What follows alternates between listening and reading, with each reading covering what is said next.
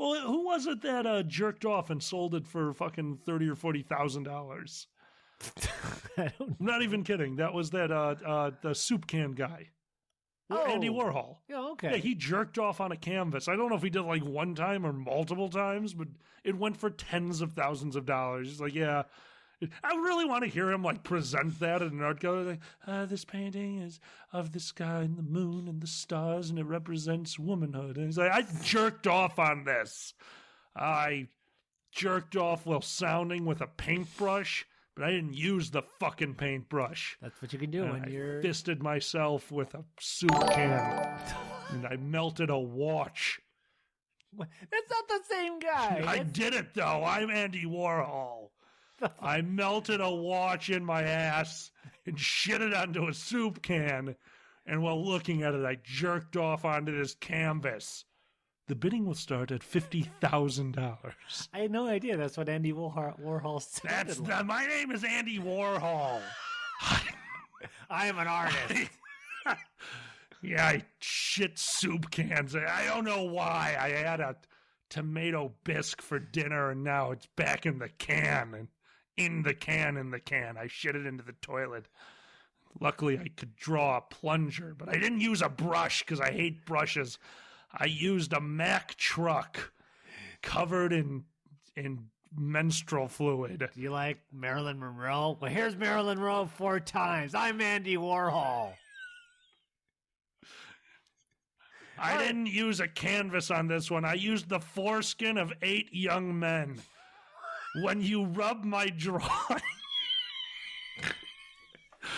I have a bird now. I'm using my ass feathers to paint. I am Andy Warhol. This is beauty. Beauty is in the beholder. I painted a beholder. I am D&D. Oh, fuck you. I'm Andy Warhol. I'm Andy fucking Warhol. You want a can of soup? On weekends, I give soup to homeless people. Notice Andy Warhol does all the art things. Is that what's happening? Yes. You like a big mess? Well, here's a big mess. It's all over the place. Jackson Pollock is a hack. I'm Andy Warhol.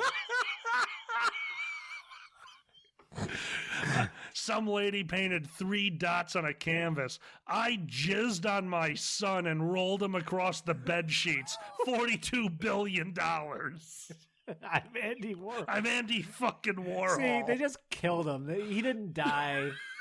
He was just super annoying. I'm Andy Warhol. I'm Andy fucking Warhol. You know, this is probably only funny to us. No one is laughing right now. All right. Fuck you, I'm Andy Warhol. Is that what he did at the Super Bowl halftime show? He didn't even sing. He just shows up. Fuck you. Here's a soup can. Ding. Oh my God. All right. For this avant-garde piece, I went to Steamworks in Chicago and found the biggest bottom there. 37 men came deep inside of him, 2 of them wearing rubbers made out of chickens. After they were done, I had him stand in front of an industrial fan and fart the jizz into the fan so it blew back past him and onto the canvas. You can see by the brush strokes here that he slightly exploded. This is a piece of shit. I'm Andy Warhol. I'm Andy fucking Warhol. $22 billion trillion. And then someone, oh, it's beautiful. I will take it. Notice the way the light goes off of the spoo mixed with his innards. Oh, my God. If you look really carefully, the DNA lines up to spell AIDS. I'm Andy Warhol. So that's Ace Amos. I don't know how he got there. Thanks, Ace. You were slap happy, I think. I am so fucking tired. Ho, ho, holy balls, it's already 2020? Hello everyone, I'm Xander the Blue, and this is another thing on the internet. Now I know what you're saying. Xander, there just isn't enough videos of fursuits talking into cameras. Well, I'm here to fill that void. And if you actually like this, please click the like button, that's what it's f***ing for.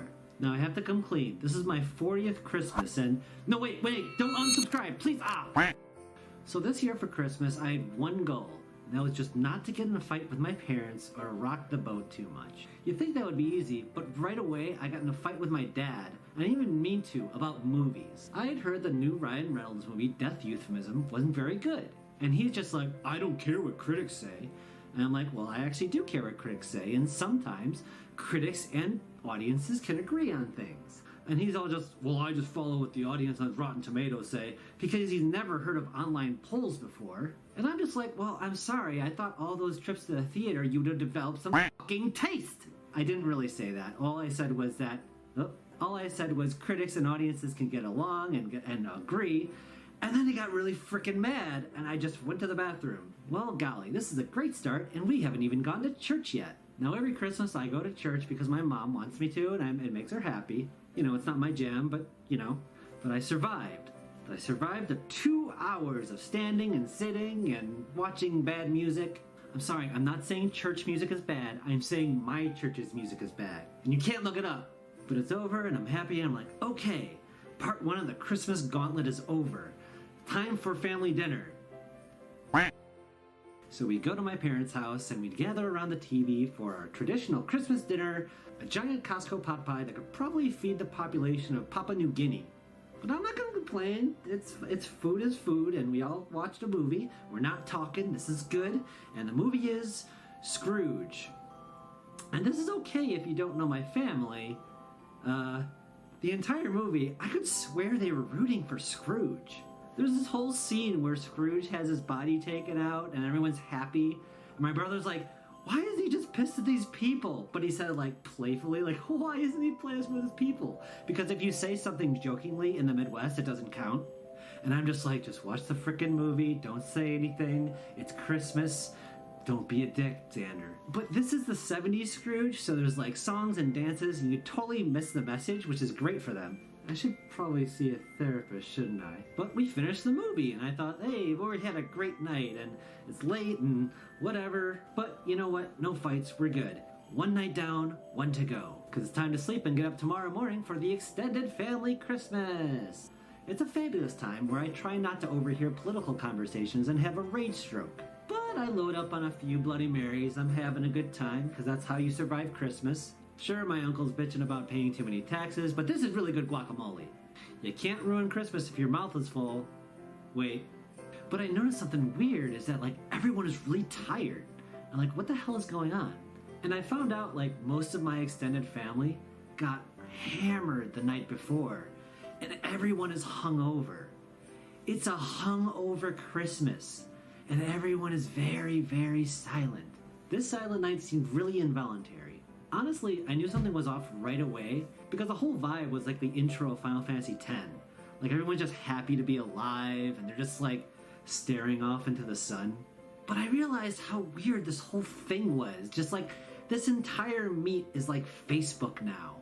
I don't know my relatives. They don't know me. I hide things from them for reasons, and same with them.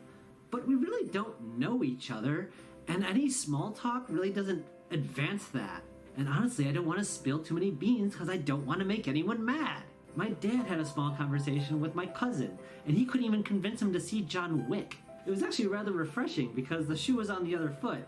My dad's like, well, there's lots of action, you can shoot the Russians, so that's good. And my cousin's just like, well, there's nothing there that sounds appealing to me at all. You can make any movie sound bad. Teenage romance, but their boat sinks. Post-climate change road trip. Cats. So I'm just trying to avoid all this stuff, and I'm just bouncing around, going back to the TV. I'm the only person watching the basketball game, and the whole time I'm just like, you got this. Don't eat too many chocolate pretzels. I know they're delicious, but you're gonna die. I should probably see that psychologist. And then we went back to my parents' place. We exchanged gifts, and it was pretty much over. It was just like the biggest nothing Christmas. And it just feels like a calm before a storm. And I don't want to be, like, warning you or anything, but my God, you ever get that feeling? It's really weird. The calm before the storm. And then I drove home, and I made this movie a couple days later. Because I'm weird. Anyway, thanks for joining me, and I hope you enjoyed this, and I'll do more. What the heck, why not? And honestly, if you like any of our stuff, please support us on Patreon. These wonderful people gave us money and allow us to do this and whatnot. So, oh no, my thing's beeping. I'm running out of power. It's down to the wire. This is really exciting. So I'm just gonna ramble until it runs out of power.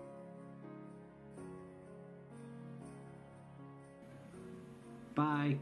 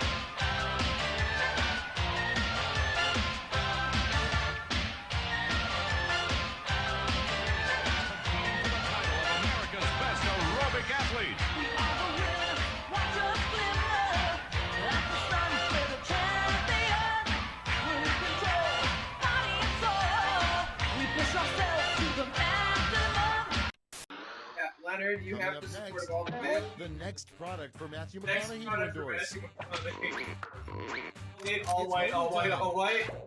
Ah! Oh, no, wait. We had a spit take!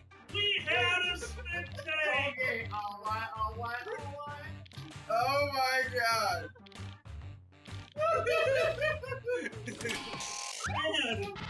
Oh my god! Is that the one you were proud of? Because that's the one to be proud of. That is fucking good. Wow, man. That was genius, dude. It's Valentine's Day, the day where we celebrate a murdered Catholic saint by trying to fuck. And if you're single, what a wonderful topping to drizzle onto seasonal depression. Was Christmas not enough of a kick to the balls? Well, hearts everywhere! Oh look, Dunkin' Donuts has heart-shaped donuts. It's like a metaphor for eating away at your life meter. At least it's better than the terrible heart candy you got in grade school, which I'm pretty sure was made out of leftover chalk. By the way, if you're in a relationship, then Valentine's Day is usually on a weekday. So then you have to end your workday by buying dying plants and petrified Target chocolate. I have also been seeing ads for giant teddy bears. Happy Valentine's Day, honey. Here's a feng shui nightmare. Now maybe it's just me, but those look like they've been made by the mafia to hide dead bodies. But honestly, when it comes to Valentine's Day, the best thing you can do is go to your significant other and say, honey, let's not wait 2 hours for a table after braving the frozen tundra, sliding through snow-covered streets like Ridge Racer. Or maybe let's not do those things today. Maybe instead agree to postpone those gestures and then bring it out later as a surprise when it's appreciated. You can even get a table in a decent amount of time, and your waiter won't assume that you're gonna smash. So yeah, just wait until the future when it's needed most, and then unleash your surprise Valentines. Just don't do that and make them get in a white van. Neighbors might call the cops. Well, that's all for now. If you like this, get this money on Patreon, and check out our other Dragon Show stuff. We got illustrated D&D sessions, podcasts, cooking with alkali, and all sorts of crap. That's all for now. See ya.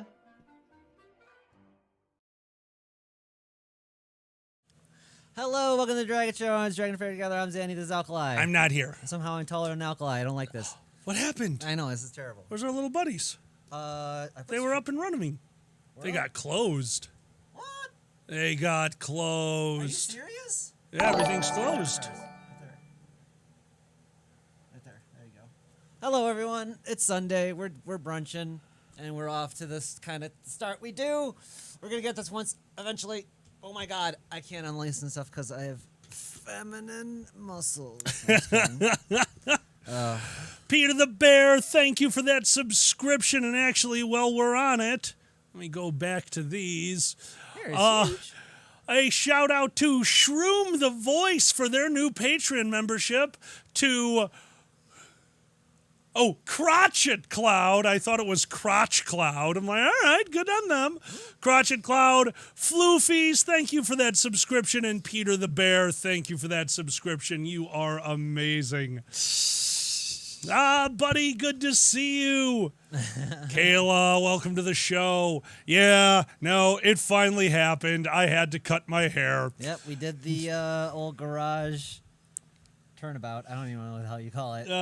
We did what were you doing? Oh, you were doing something else while I sat there cutting my hair, and then you came in the back and cleaned it up for me so that I look like, this. More oval than normal. More oval than normal. I love getting my scales trimmed. Ah, yes, it's very relaxing. Ah, yeah, absolutely. Remember when they drag you through the mud on the back of a horse, your hands tied over your head, being dragged for miles and miles around the countryside? Oh, yeah, it really gets in the pores. Yeah, that's the spa day.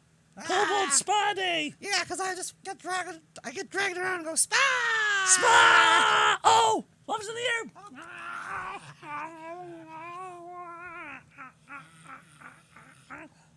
Cobalt kisses. Cobalt kisses. Oh, and hydrate. Good. Hydrate. Well, this isn't water. Oh, you got this. Whoops. I think I'm gonna follow suit because those are actually really good. Real Cosmic? I'm sorry. Hi, Cosmic! Yes! This is definitely my late summer, and then fall, and then winter. It's way more comfortable for me to be cold. So cold. It's so good. Cold, bold kisses. Cold, bold kisses. Not cold, bold kisses work. They're just more vibrating. Exactly. Oh, Kiss my me for God. warmth. And Cobalt Cacophony is done. Oh, Thank my God. Oh. Yes, B, everyone get their hair cut before. So we finished cutting my hair and then swept it up and realized we had a Mia-sized black pile of fur. Yes. We made our own garage companion from that. Yeah, little kitty. Could have just put two little eyes in there. Woo. Cosmic Ferret Cacophony would just be I steal a bunch of shit and then eat it. Oh, my God. Get the little pool balls. No. What is it? The ball pit. Benoit balls. Those aren't Benoit balls. They're not? That would hurt like hell. You'd think that, but they go really far when you fart. Oh, my God. Look, no one expects the pop gun. Look, I launched my dilators with a cough, so... I've seen it. You work. got some distance on that one. Duk, duk, duk, duk, duk, duk, duk. I'm your little stomp rocket. Look, fun fact for you. If anyone was at IFC, you noticed that the charity had their own room off to the side. And if you noticed, Friday morning, they took a little while to get set up. The reason being that they opened up the ferret cage to get them all ready for the day. And the one got out and made them chase it around the room, hiding behind the other cages, just having a gay old time, the way ferrets should.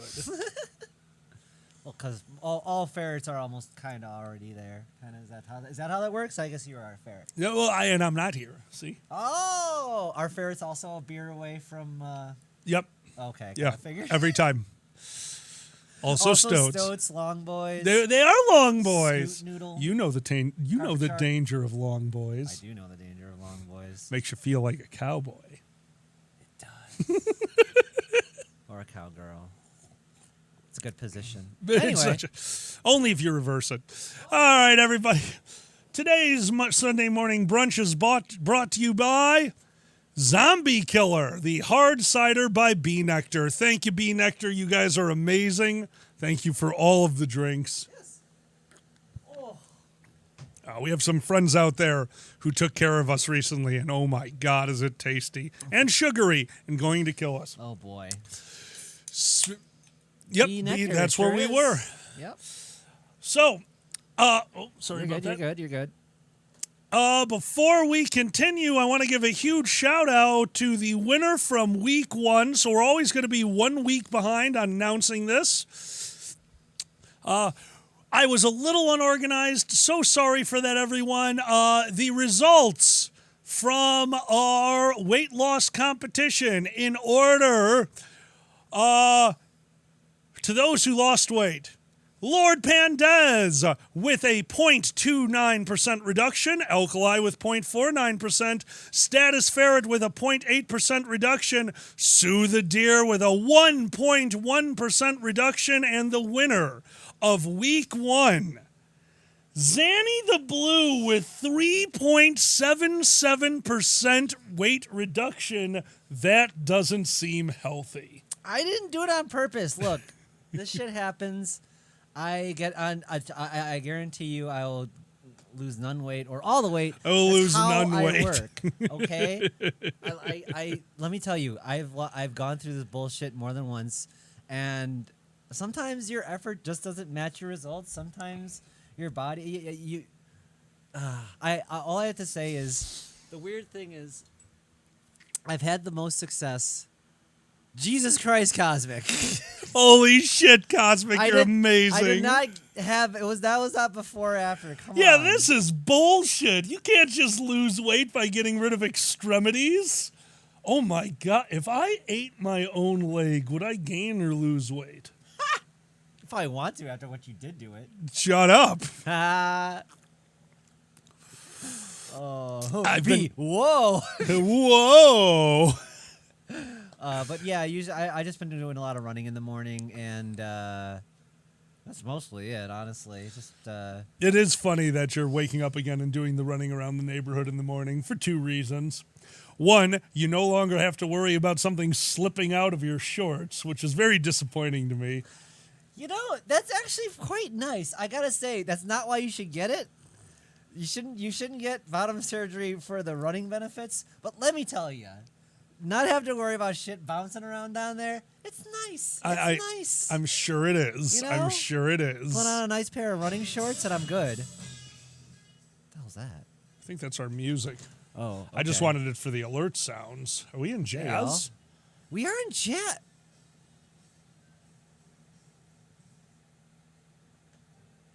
Yeah, that's jazz. Sorry, y'all. I don't know what happened with the music. Twitch music said, this is jazz. Yeah, apparently. And we're like, no, Twitch, that's not jazz. You're getting your music choices from Amazon. Yeah, exactly. Whenever I ask her what synthwave is, I get a new answer every time. Well, no. New answer is one thing, but when it showed up with Kids Bop, perverted Kids Bop, it's the best. What the fuck? Blinding Lights Kids Bop on synthwave on Amazon. Not okay. They had another one too. I think it was I'm Blue or something. Like, no, Mom, it's not synthwave. That's not synthwave, Mom. Take On Me is another one they always do. Take On Me shows up almost every time. It's like, all right, there's a synthesizer in this. We're getting closer. That's right. Zangelix, you are a fool. And if you get that, congrats to you. Holy shit. That's a deep cut. It is. Nicely done, though. I used to love Adult Swim. That shit was hysterical. Their those, weird shit was so funny. Yeah, all those little short films. I haven't even seen them all. I need to see them all. We've seen a majority. If you don't know what we're talking about, if you've ever seen the video Too Many Cooks, that is one of the ones that got super popular. Adult Swim has hundreds of those, and they're all very brilliant, very surrealistic, and I love it. I love it so much. It's the same kind of. I get what you're saying, Real Cosmic. Same kind of song. Oh no, Cosmic's on Amazon Ladies' side now. Oh no, Cosmic! What have you done? Oh, bad kid. I'm sorry you won't be able to make MFF, but I look forward to seeing you at First Squared. B, switching from soda to bubbly water. Actually, I used to do club soda and still do sometimes from the soda stream. Not as often anymore. That was how I started when I actually lost the most weight. I don't call them diets because I don't diet. I just kind of watch what I eat. And for somebody as fat and as eating their feelings as me, yeah, that actually helps. So yeah, cutting out soda, switching over to soda water. Absolutely. You do little things too to help. Also, before you answer that, Head Foxen, thank you so much for the subscription. 18 months, over a year. You rock, my friend. Congratulations.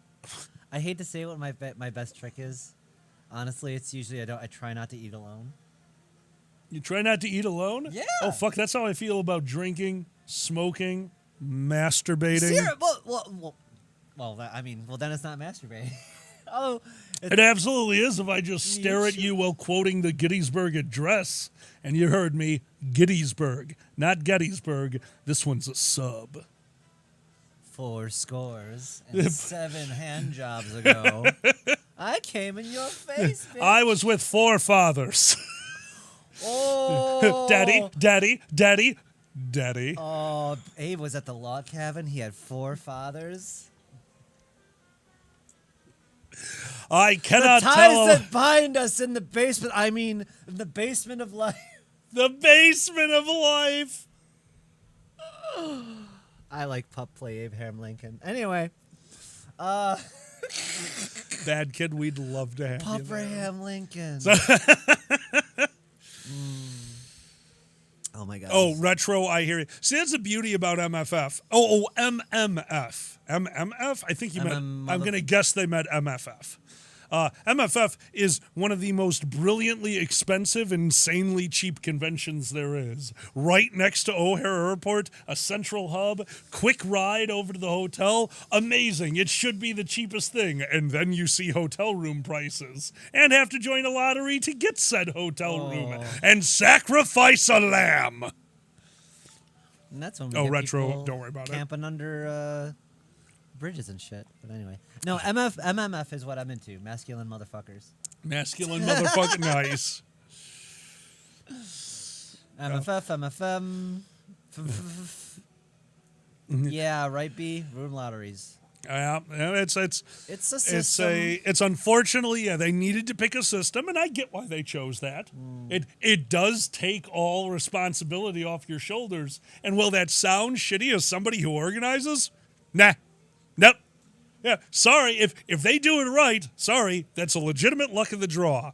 Now, if I were doing it, it would be the most transparent thing you've ever seen in your fucking life. You guys it would be like on the 7 o'clock news. I'd get somebody to walk over and throw ping pong balls, and it's like, this room goes to the Spoony Bods. The Spoony Bods has a room. Congratulations, Spoony Bods. This room goes to Cum Chugga 39. We're not going to repeat that name again, but CC 39. Comrade, keep on chugging. Keep on chugging. And I'm throwing the ping pong balls across the table. You just smack it as hard as you can. It goes sailing through the air into a bucket that's called Lucky Ones. Aw. Of course he's a masculine motherfucker, buddy. Jesus Christ, look at him. Who's a masculine motherfucker? You. What? Me? You're a masculine motherfucker. No, there's a difference between masculine and so fat that the gravitational pull makes you look like a man. Look at these planets coming towards me at extreme velocity. Dead. God damn it.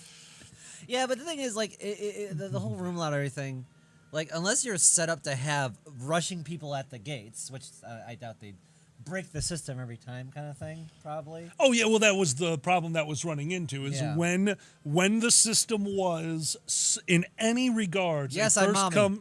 Yeah, Danny's mommy. When the system is a legitimate first-come, first-serve, and you have the amount of engineers and tech people that Furry has, all that happens is the really good tech people have a macro set up on their computer that the moment the time hits, it starts flooding. You have enough that flood shatters the system. Like, you can't just have first come, first serve in the furry community. And let's be honest, even if we didn't have that, 10,000 plus people, it's not happening. Yeah. First come, first serve is also not fair. As far as the weighted of it, I don't know how that part There's works. always going to be some people going to try to jump the line, find the best ways to get in first, blah, blah, blah. Hell, and this is on topic because of what day it is. You were telling me how they used to have a moment of silence for today. And on the trading floor, yeah, this is a horrible story. Early, and that would cause everyone. Yep, that's what that reminds me of. Everyone's got to get in. I don't know if it still happens. I mean, hell, the floor is so dead. I don't even know if they do it. But yeah, that was the trading floor. They'd have a moment of silence for today, and it would be 1 minute. Within the last 10 seconds, somebody would jump the gun and start trading, and you'd hear the room start booing them and get angry and yell, but that's 10 seconds left to go. As long as one person's trading, somebody else is going to trade too, and it steamrolls.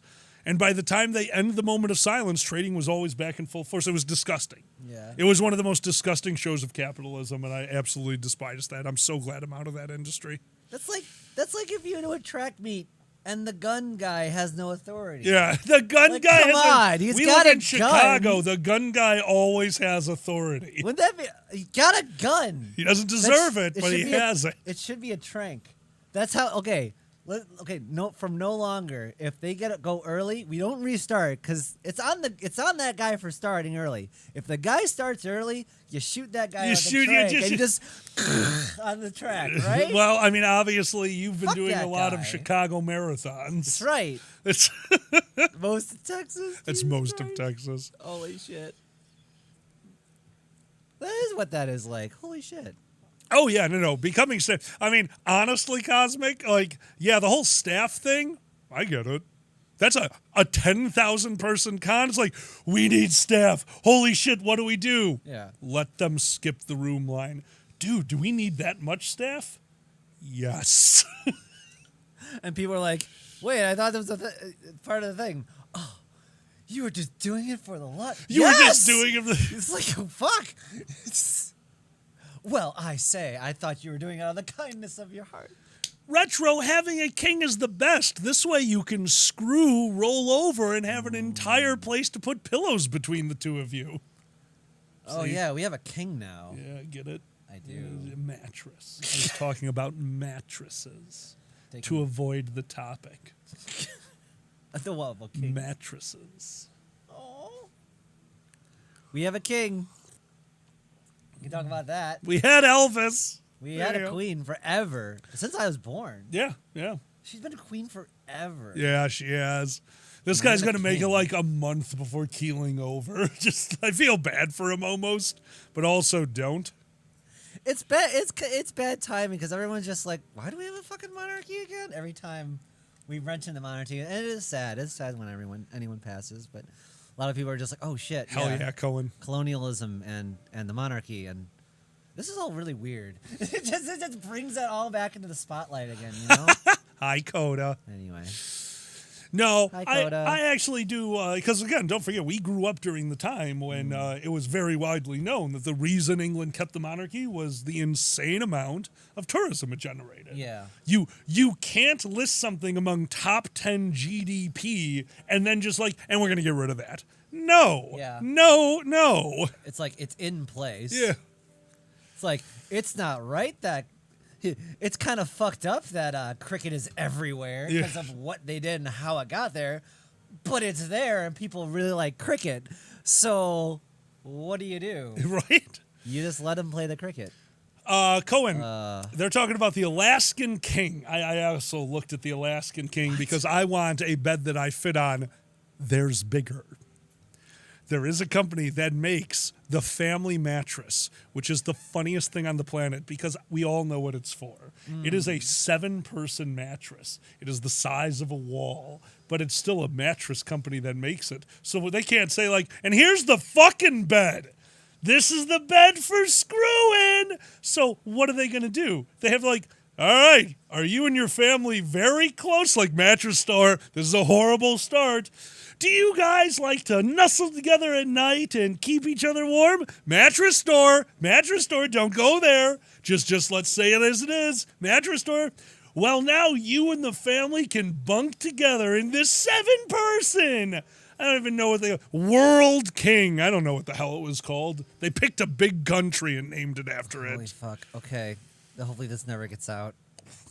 But you reminded me, I have crazy relatives got a room bed for their kids while they're in grade school.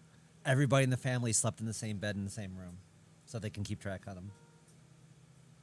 Scary, right? Yeah. Room bed. I forget that helicopter parents exist. They exist? That bed might actually be legitimate. What if it wasn't used for fucking? They might. Yeah. A 7-person bed not used for fucking? This is against nature. I agree. It's perverse. It in a weird is. way. How dare you not use that huge bed for fucking? And breaks. Right. Imagine, fucking over on this side, a cheese platter over here. This would be the best bed. Someone comes over to the fucking bed. They're all laying down. He's like, "You sick fuck! Get kids out of that bed because they know that's a This is for the family. That's not a family. This is for. I bought this for my family. What the fuck's wrong with you?" And what's this cheese tray? I'm not a barbarian. The bed still has its own cheese tray. Oh my god! Does your bed have a cheese tray outcropping? I know ours has our cheese tray out. I haven't told you about it. I hide it near the bed. It's But the every whitest night. extension we've ever had. Oh, absolutely. Well, no, that's not the whitest extension because white trash is a thing. The gun rack on the side of the bed. Now that's All the right. whitest extension. Fine. On opposite sides, you got the south with the gun rack, and you got the hoity-toity with the cheese tray. The hoity-toity with the trees. 7-person bed. Brunch buffet in bed. That's right, motherfucker. 7-course meal in the 7-person bed. The only way we're getting more white and Midwestern if we get those weird little sandwich rolls you only get in our parties. Sandwich rolls? Are you talking about water crust sandwiches? Fucking me. Learn the name of your sandwiches. Oh, I'm sorry. No, they're just okay. Fine. What do you think? You're going to walk into a fancy party and have a ciabatta? What is wrong with you? That is a party sandwich. This is a gathering. Gathering gets water crust. I don't know God, the name of all table the foods. flip. There's no label. I'm not gonna ask I like the thing. No you made. label? What kind of party are you going to? They don't have their fucking crudité labeled? Dear God, get a better class of friend. That was actually kind of funny because we would do the family parties, and my mom or my brother's girlfriend Good morning, is Sigma. literally straight from Mexico. Couldn't be more Mexican. And we got all the the whitest foods you could ever. And then there's the spiciest guac you have ever tasted. Yeah. In your life. You don't know how. That guac is so good. You were like, "Oh, guacamole." Did you know guac can be incredibly spicy and is amazing? So that is what this guac is. I appreciate that guac. We haven't had that in a while. It's full of jalapenos. That was the deal. Oh my God, Retro, you just made me realize something. Yeah, a 7-person bed would be perfect for a furry room party.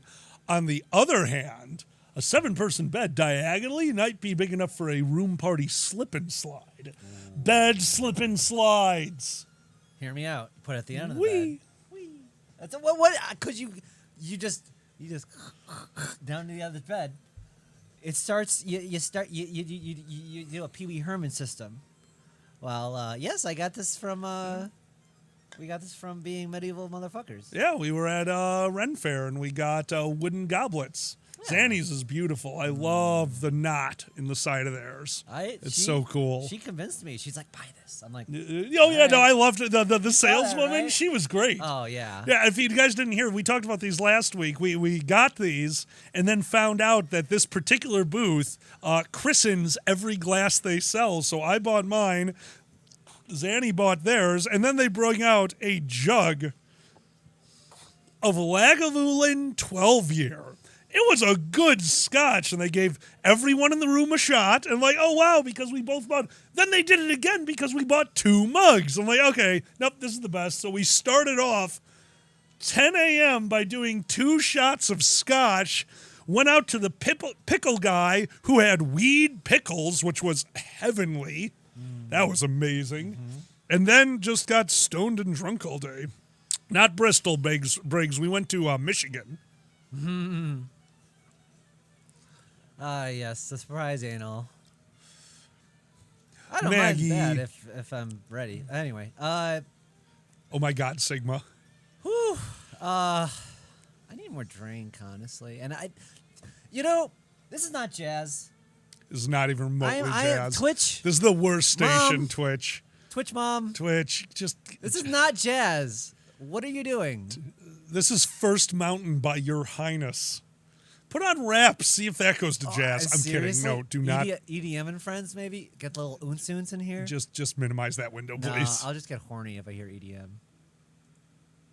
Oons. All right. I need more drink. Do you need more drink? Yeah. Ow! You okay? Shit. Oh. Fine. You want me to get it? No. You sure? Shut up. Ferret. Ow. Oh, can I have a... Oh, whatever you can reach, Oh, wait. honestly. I'm an idiot. Okay. Is that good? Oh, it's Rue!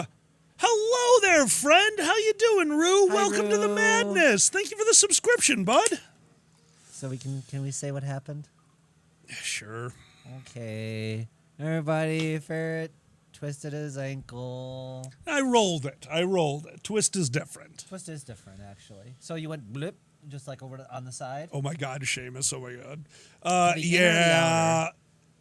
Did it go inside or It out? went Did it go? inside. Yeah. Yeah. No, we were playing disc golf. I found a hole. I rolled my ankle. 2 days ago, I'm able to walk on it now. That's why I know it's a roll. Miko took a look at it too. Miko's a very good nurse mouse. But yeah, I spent the last 2 days staying off. Retro, that's the worst part. I'm insanely careful because I know how easy it is to break me. Like, there was nothing there. I just kind of stepped on a small knot of dirt, and that was all it took. I was so scared you broke it. Oh, when it happened? Well, it Oh, popped. yeah. When I fell, I heard it pop, and I thought, but I think it was just my ankle cracking like it normally Oh, does. yeah, they crack. Yeah. They crack. Oh, like my a ankles motherfucker. crack nonsense. Yeah. They always know if I'm the one walking around the house at night because you can hear me step crack, step crack, step crack. Yeah, no, that's Yeah. just me. You're fine if it's like a dull kind of pain. If you do like feel weird, sharp tinglies, Yeah. that's when you got to worry. I've Well- had many broken ankles. The worst part is because when you're fat, you hate life and it loves you back. So this morning I was sitting on the toilet, sitting on my phone, taking my time, finally stood up and my leg was numb. And of course my first dumbass thought was like, oh, is this a side effect from the ankle? And I thought, oh, I'm an idiot.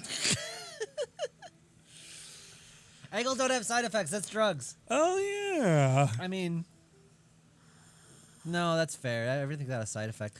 Cohen, awesome. The side effect of having a rolled ankle is I want drugs right now, We which is kind of what happened. we went a little hard last night. We went very hard last night. We have these beautiful things called tinctures, which is the straight THC put into and dissolved in coconut oil. Mm-hmm. It's a little vial with a stopper, and it's nice. And so, yeah, sempre vive, live forever. So we upturned a bottle between the two of us, knowing that, it's edible. It'll be a lot, but it won't be bad for us. And then we sat on a couch for 4 hours like this.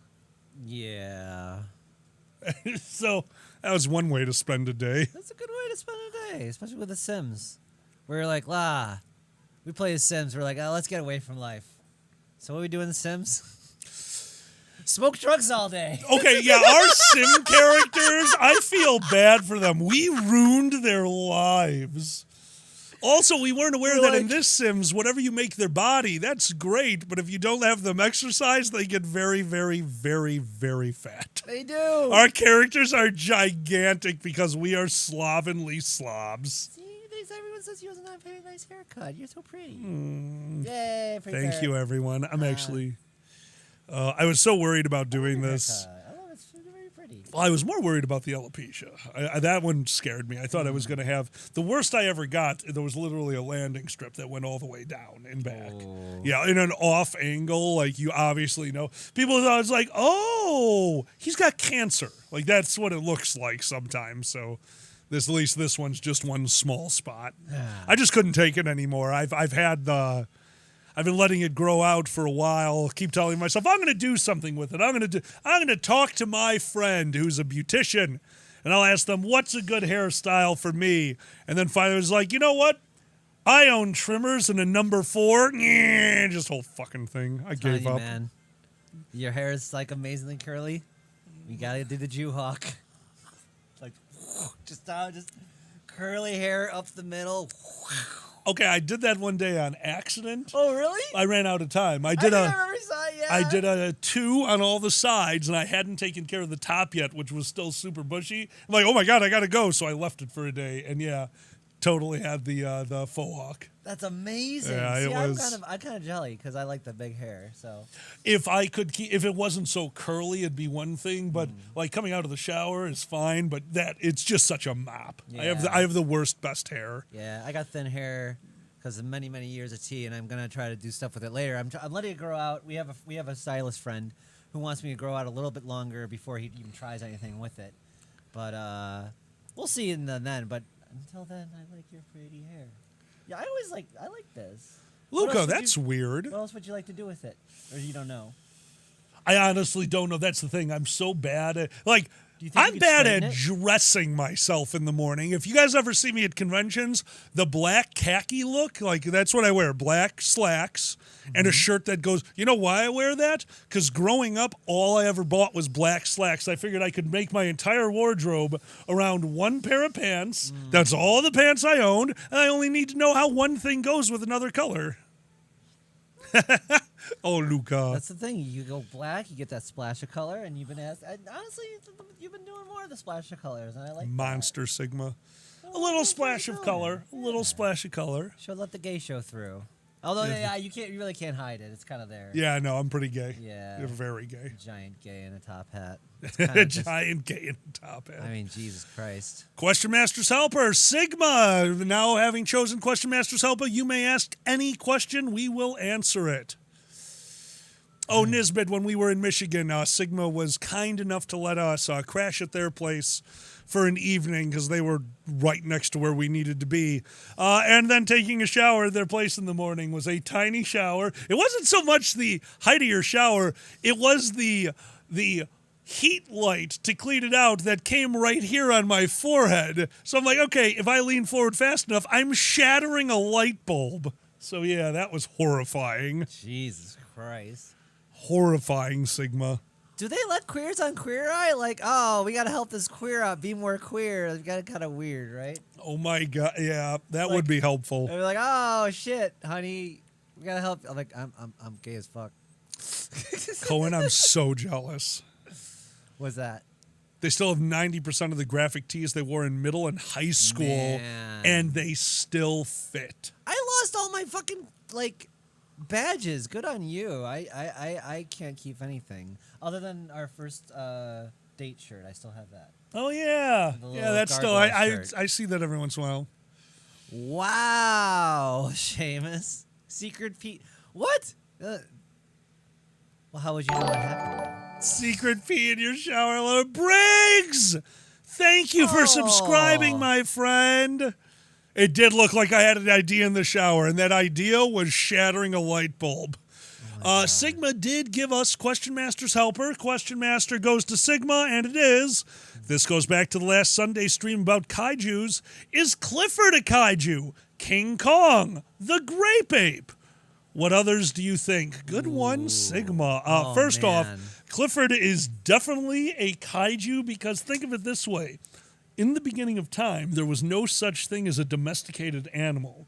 And then wolves started realizing that one of their biggest fears, the thing that could actually hunt them, the alpha to them humans, something that is dangerous, a predator to them in society, that if they followed them around and helped with their hunting, that the humans would leave little scraps of food. And then they started realizing that they follow them around, and that's the beginning of domestication of the wolf. There's way more to it than that. I'm really dumbing this down. No, it's fair. You can't tell me that kaijus wouldn't be the same thing. Yeah. Big ass Clifford the dog following around people, eating the children. But then one child came to him after he had just had an orphanage buffet. Sadness tastes like salt. It's the tears. And Well- this child who came to him while he was full, he's just like, yeah, you can scratch me behind the ear. This is kind of nice. And the other adults came and was like, oh, and they started scratching behind the ear. It was like, wow, this is kind of amazing. And then they started giving him meat. It's like, Yeah. this tastes just like those orphans, but pre-done. That's the trick because you need that first. That's why Clifford is such a game changer because it's the first where like, kill that thing. Oh wait, it's cute. Yeah, it 'Cause is that's, cute. That's why that's why we're all about saving the dolphins. They're cuter. We It's save true. The cute animals. It's very But true. Rat, get that fucking kill that fucker. Oh my god. Look how ugly it is. Oh, look at that, so cute. So yeah, we get a cute kaiju. We're like, oh, they feed me. They give me all this food. Like then there's a homeless person. We're like, oh fuck. No, that's the one we don't know. Like feed the cute one. We feed the cute ones. Don't you get? No, it's like wait, you have all this food. You're just throwing away all this food and groceries. Shut up. It's like, look, we're just feeding Clifford. They're feeding being paid Clifford. by the U.S. government or something. Don't ask questions. And then Clifford's like, this is a good deal. So, I get it. I'm still not figuring out how you don't think all kaijus are cute. Name one ugly kaiju. I watched think Pacific kaijus are Rim. cute. They're adorable. But, like, they'll also kill you. But so not everyone's into that. So, not everybody wants to be stepped on a kaiju, Alkali. Okay? Well played. Well played. Not Also, everybody's into that. Luca had one. Ready? Okay. Tropical bullshit, the dragon drink. Take one sip and you'll puke it in the sink. You're right. It's been a while. Take another sip. And then you'll think. I just want another drink. Yeah. Oh my God, it's been so long since tropical bullshit. I haven't thought of that one in a while. Yeah, that's a Dragon Show deep cut. Because I'm bored. I understand, Luca. They listen to our episodes because they're bored as shit at work. Hun, that's why we recorded half these episodes. Well, my favorite is when people come up to you like, oh my God, remember when you said the thing about the kobold that got caught in the trap and this goes down a loop slide and ends up in Betty White's mouth? I'm just like, what are you talking about? It's like, I have no idea what you're when you don't recognize the thing you apparently... It sounds like I would say that. You know, one of those things? I do. Was this thrown through a AI simulator? Cobalt Cacophony. Oh, Ready yes. for take two? Take two. Tropical bullshit, the dragon drink. Take one sip and you'll puke in the sink. Take another shot and then you'll think. The kobolds better get over here and serve me. That's the dragon version. Oh! Yeah. Wait, why are the kobolds serving? They could be screwing. Kobolds. They're serving themselves and beer. Yeah, see, I wouldn't trust kobolds to serve anything. Yeah? Hey, go in the back and get the crew today. What do they come out with? What's that? Chainsaws! Jesus! You and your chainsaws. Sorry, shop. It's very efficient. Chainsaws are the least efficient way to do anything but chainsaw. It cuts out a lot of the middleman. You tried to plumb. It cuts the middleman in half. Literally. Yeah. Literally. You gotta stop murdering people. Look, if we just kill the middleman. Shit. Ready? Sure. Here's to you, here's to me, forever friends we shall be. And if we ever disagree, fuck you, here's to me. Oh, an extra shout out. Maggie, extra shout out will be active once we get to the shout outs. Thank you so much for that. So we will be doing 4 shout outs today. Oh, Mothra was the good one, right? Because she had twins that could vouch for her. It's like, here's a couple Japanese twins who are cute. There's like, yes, Mothra's on the... Mothra's totally legit. I can vouch. That was me.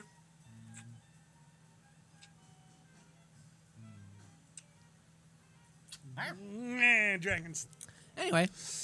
Oh, you guys all rock. Thank you all for being here. It is noon, so it is time. If you guys would give me just a few moments here to thank all of our wonderful patron supporters. So give us just a moment. We're going to be right back.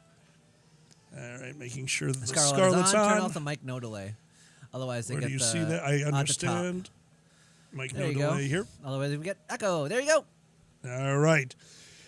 A huge shout out to Mama T, Nikolai, White Shadow, Hair, Autofox, Dr. Larks, Eddie the Weather Fox, Erner, Erwolf, Peter the Bear, Regda, Status Ferret, Tikel, Uncle Kage, Artenis, Vlupus, Beaten, Buddy, Good Boy, Cosmic, Deadly Kitten, X and Div, Quicksum, Infidida, Green Drag, Hawkfeather, Maggie Holt, New Dark Cloud, Pandez, Richter, Sasha Whitefur, Seal, Shuke and Flash, Silver Godamon, Skyer, Skylar Ringtail, Two Plantains, Lux Vertus, Albert T. Bear, Bassett, Celeste, Flatfax, John Ravetti, Mikhail, Pafor, QM, Slippery Stallion, Stale Rice, Sully, Tom F., Viju, Willie, and Yash. And of course, let's not forget our strike opposers.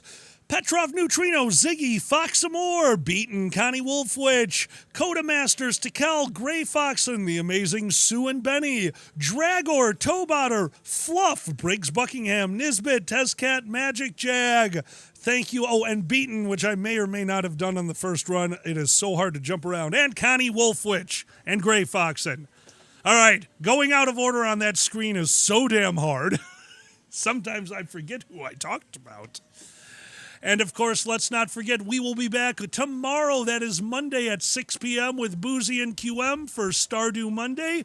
The guest will be one of theirs, and then we have one more Stardew Monday left. Heroic Hump Day will be Wednesday at 4 p.m. Central. Join us for some multiplayer games. And, of course, Billiards But Thursday returning 7 p.m. Central. We are fixing the pool table. We are fixing the camera. We are fixing to have a Billiards But Thursday work for once. Yay.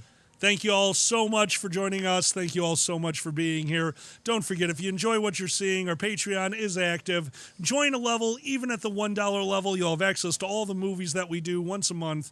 We're having some fun. Please join us for the madness. Thank you, everyone. We're back. All right. Love is in the air. I think, right? Who cares? Okay.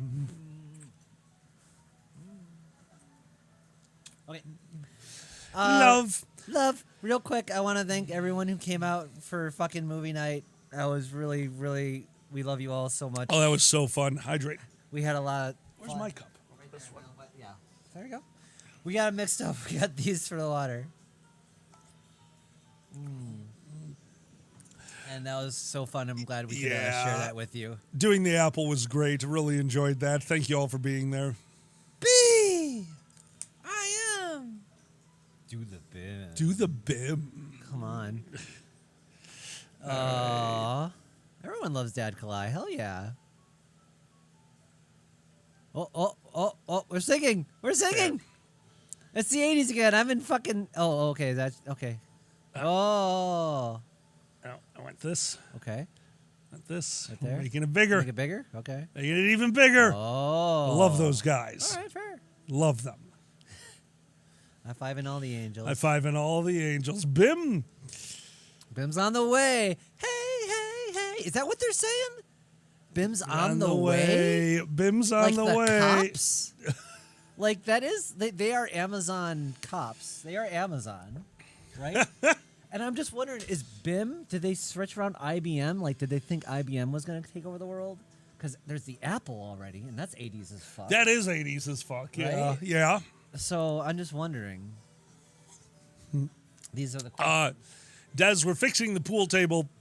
The pool table, any pool table, you have to have as flat of a surface as you can. This is a practice table that we have, so we flattened it ourselves with shims. So we went to play on Thursday. I was noticing the balls were kind of being weird. The brake looked off. Something was wrong, so we tested it. Yeah, the cue ball was sliding to one side, and we looked. The shim shattered. That's hard to say. Shim shattered. Shimchat. Shim shatter. The Shimchat. And that's how you do the shim sham sand dance. Holy crap. Yeah, there's a deep one for you. Retro. Love is great. Give me some chocolate cake. Holy shit. You made a freaking History of the World. We have friends who haven't seen History of the World. And if you haven't seen it, I highly recommend it. Not the greatest movie. It's just fucking hilarious. It's so fun. It's so fun. Yeah. History of the World Part 1. Hell yeah. And I was going to ask you, speaking of like BIM and all that stuff real quick. Oh, hell yeah, Briggs. So like, I watched that. I'm like, is this on purpose? Are they in on the joke? Do they know how ridiculous what they're doing is? Yeah, I don't know. Because then they give a hint every once in a while, right? Like the dead guy getting off the rack and like punching and dancing. That's when I'm like, okay, they know this is ridiculous, you know?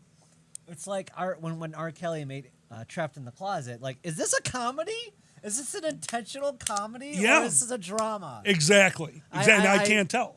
I can't tell. It's that. anytime you can't tell, that's usually going to be a good time because that means they're taking it seriously, but they're having fun. You're Hopefully. getting into Andy Kaufman territory. Like, Yes. is this on purpose or Yes. not? I don't know. And I appreciate Andy Kaufman territory. Oh, hell yeah. Dude, that man was something else. Oh, you're not wrong. Kayla, that sounds like it would have absolutely helped. Yeah. And Maggie had mentioned something. So, Maggie, I'll tell you what. You don't need to give the 10,000 points. A private session of Sims. It won't be private. You know, guys, how we do the movie? how we have to put it through a separate server. So we're probably going to pick a day. We'll be on Twitch. It'll just be just like this, just like Sunday Morning Brunch. You'll only see us, and give you the link to a different page that'll be streaming our very adult Sims game, which for the most part, we'll probably tell them to do a few things, but then just let it play out himself, because us making decision, that's fun to watch us play the game. To see the horrific decisions our Sims make and all the crabs they keep catching, Oh my god. it's unreal. fucking hilarious. Oh my God. Going into the shower and having sex with a person while using the crab shampoo to get out of the shower, have the crabs gone, and then come right back. Yep, Sims is the greatest game ever. Seamus, you're asking questions you don't know how to. You Right? can't handle. Like if you, it would just lead to more questions. The answer might be like to foreshadow the forthcoming of, you know, the dog people, obviously. And you're like, what does that have to do with the dog people? So, Dude, no idea. just accept it. and Just move accept it. on. Yeah. Hydrate. Luca, we would love to come to Denver. I mean, we're going to be doing a lot of conventions that are dealers con. So honestly, whatever con will have us and is willing to trade for fucking my 12 hours worth of paneling. Like, I don't ask for much. I'm like, hey, can you cover one of the things, either travel or room or dealer's table? Like, I don't need much. It's just, you know, if this is our job, we have to do the smart way, and that's the smart way. Mr. Tops is God, yes. Oh my I forgot God. his name was Mr. Tops. Mr. Tops. Oh my God. Oh, the apple is insane, Maggie. It's such a gay movie to be biblical is pretty amazing. Yeah. Yeah, that is course. pretty outstanding. Of course, the gays were the bad guys because it was the 80s again. That's how it works. That's how Disney got the gays in. I Made know. us always the bad guys. I know. Ever since the first big revival they had, wasn't Ursula based on a famous drag queen? Yes. The girl who ate her poop? Divine? Holy shit. Are you correct? Is that who Maybe that? help Oh me out, my chat. God. Is it like Ursula based on Divine, famous for eating her poop on Oh my God. John Waters' Pink Flamingos, if you will? Luca, I cannot wait for BLFC. It's one The of my more you favorite know. conventions. The more you know. I'm sorry, but Pandez, Mr. Bombs was yeah, with Mr. retro. Tops. I don't know if you just noticed it or not. That fabulous person who reminded me of Sonny Kiss, Oh, yeah. Yeah. African American person who is just, Really, Briggs? What the hell? I thought that was Mr. Bottoms. I thought that was Mr. Bottoms. Yeah? I never saw the new Hairspray, actually. I heard it's supposed to be pretty good. Me and Uncle have been in a little bit of a musical kick lately. Oh, hell yeah. Since, Ruby Rod. Yeah, basically we do. honestly, we saw a couple of them, and we realized how much we liked them. Well, You've never seen Wicked. I've never seen Wicked. We got to do it sometime. we've never seen Wicked, correct? Yeah. And we don't want to talk too much about musicals because That's that's coming up later in the show. Remember? Oh, yeah. Sorry, everyone. Yeah, something's My happening bad, my later in bad. the show, so I'm going to kill that topic because I know we're going to be no, it's talking cool, it's about cool, it. it's cool. Sorry, baby. No, you're I'm fine. Sorry. Mr. Middle, that's Mr. Mr. Switch. Middles. No, that's Mr. Switch. Yeah, Yeah, Mr. yeah. Switch. Smithers, you're Verse. quite good at turning me on. Mr. Switch. Wait, Wicked's being made into two. Honestly, as long as one of them goes the route of like Hamilton, and I get to see a well done stage production that makes you feel like you're watching a stage production, I'll love it. I really like how they did Hamilton. I really like how they did David Byrne's American Utopia. Like, it still feels like I'm watching a stage play, but they go above and beyond with the cameras. And, like, it's just well done. It's just well saying. done. Okay, Yeah. They used to do that a lot more often in the old school, actually. Well, they It did, but went it out of never had the style. because it didn't have the quality that we have now. Like, look at what Hamilton was. Okay. As far as I'm concerned, that was a movie about a play. It was the play. The production value of how they filmed it was so high that it still felt like that's not something we could have done years ago. You would have seen the dozens of giant ass cameras. Now they can record things on a damn phone. Yeah. Des, I did hear about that. Where That are was you? Anti-gay, pro-Jesus Hamilton that happened. Oh, we did. Yeah, you showed me the video about that guy. I did. Oh, God. If you're gonna fuck with the gays, take your own Morgan stuff. Freeman. Don't take the gay stuff and go take it anti-gay. But I'm sure that's the whole idea. Ooh, retro. What TV series would make a good stage show? What series? Series. What TV series would make a good... Oh, my God, I do know. Game of Thrones, the musical. Game of Thrones, the musical would be just obviously, amazing. it would have to be one book / series per... And it would have to be an opera. Yes. Like, just yes. make it over the top, ridiculous. Yes. I think that would be the way to go. Could you imagine the Red Wedding on stage? It would be like Addams Family with the blood just spraying over the audience. Yes. Please. The first 3 rows might get a blood disease. Retro, you had mine. That's what I was going to say. But you came up with the other one. What's Good that? Place. Oh, Good Place. Good the Place would musical? be... I could see Good Place working out so... Because every season could be one performance. Okay, They would just have to bring it down because every season had a different thing, if you think about absolutely, yeah. it. Yeah. By the way, if you've never seen Good Place, holy shit, everyone. It is on the very, very short list of shows that I think ended perfectly. Good Place is one of those shows that the journey was amazing and the ending was beyond satisfying. Yes. Like, yeah, that show was good the whole way through. Oh. Yes, it did be, and I loved it. I figured out a song for the first Game of Thrones What do you got? song. Or first Game of Thrones musical. We don't talk about Jon Snow. Whoa, whoa. We don't talk about Jon Snow. Whoa, whoa. Anyway. We saw that one and it was... I still don't know what the point was other than... I won't say anything in case you haven't seen Encanto. Pandas, totally. Wonderful songs. Oh, my God. Very oh, my pretty. God. That movie was incredible. Yeah. No, Yeah, it's very fun. Encanto? Yeah. Yeah, that's one of the better ones that I've seen in a long time. But for my call for if you go out and watch a musical, go see Tick Tick Boom. Tick Tick Boom was so good. Yeah, that's probably the best one we've seen in a while as far Yeah. as like a straight musical. Yeah, it's on Netflix. It's Yeah. with the second Spider-Man, and he's wonderful. Oh, Briggs, nice. Barry. Barry the musical. I will watch Barry the musical. Oh, That'd be yeah. interesting. I'd also watch Dexter the musical. Kind of in the Pendez, same that vein. killed me. Dexter the musical? There has to be a code to kill. I don't know. Fucking, I could see Dexter And being. stabbing and living and stabbing, and everything I do involves me grabbing a knife and plunging it into his gut. Oh my God, the cop should shut up. I've got a wife, I've got some kids and a friend. Dude. I will just go killing again. My mind just cannot accept my fate.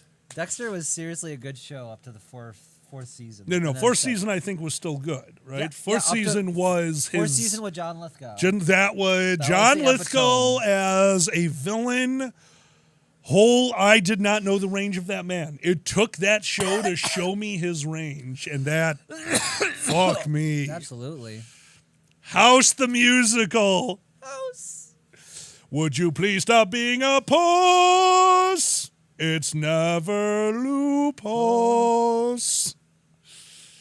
Aww. Oh, That's so nice. Oh my! You know, Amazon has. I've heard interesting things about it. Amazon has a Hobbit show.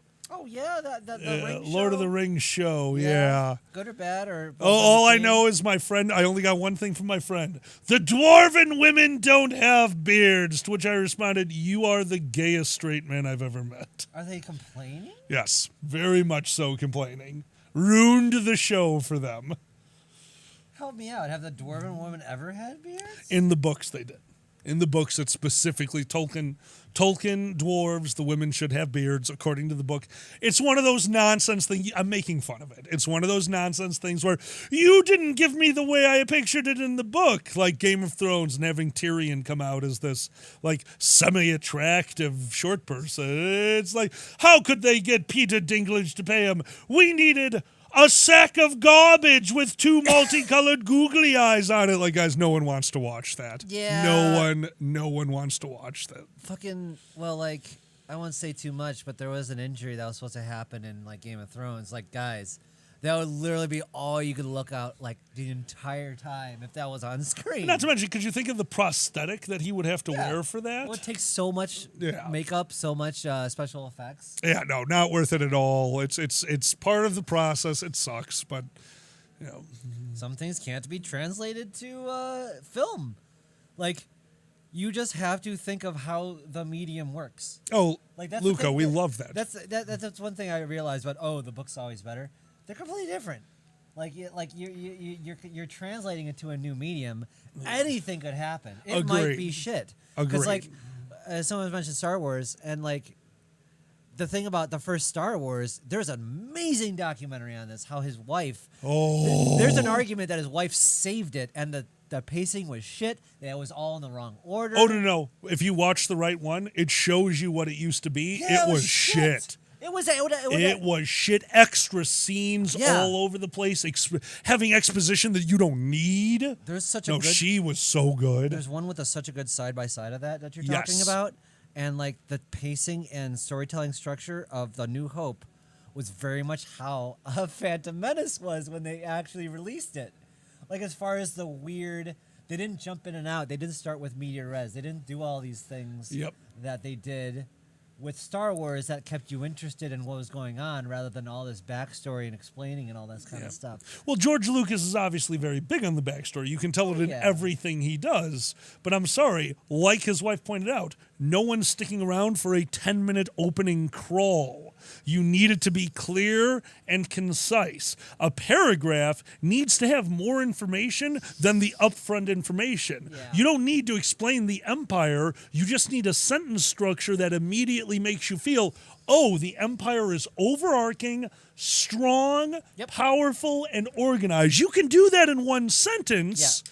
You can't go deep into the lore of the Empire on an opening crawl of a show that you don't care about the Empire yet. And that was the difference between Lucas and Lucas's wife. She got that. He didn't. Now, without Lucas's vision, the show couldn't have went to the amazing places it went. You need that lore to pigeonhole yourself into the creativity. But we don't need that lore. We need to be shown that lore, not told it through an opening crawl. Yeah. It's basically Lucas version is like, the Empire has put their tendrils throughout the universe and they're very feared throughout the land and you should watch out if they come into town. Lucas's wife, oh shit, it's the Empire. Yes. That's it. Yes. So it's show versus tell. And there's a great, now that all the video essays are coming about Better Call Saul, because that was the last series everyone was watching. Yes. There's a great one on how it is the best thing for visual storytelling we've seen in so long. Better Call Saul is the best visual storytelling. The glass block. That's all I'll ever need to say to show the visual storytelling of Better Call Saul. They had the glass block scene. It's one of the first times you really saw a scene between the two of them that was truly showing what they were, the light shining through the glass block. How many times was that scene recreated in different locations that you immediately went, that's the fucking glass block shot? And that immediately shows you that relationship. Never tell, always show. Yep. I think of beer bottles. The beer bottle? Fuck you, the beer bottle scene. No words. No words needed. No words. No just words all needed. Physical interaction between the two characters. Yeah. And then also the ice cream cone. I forgot about the ice cream cone.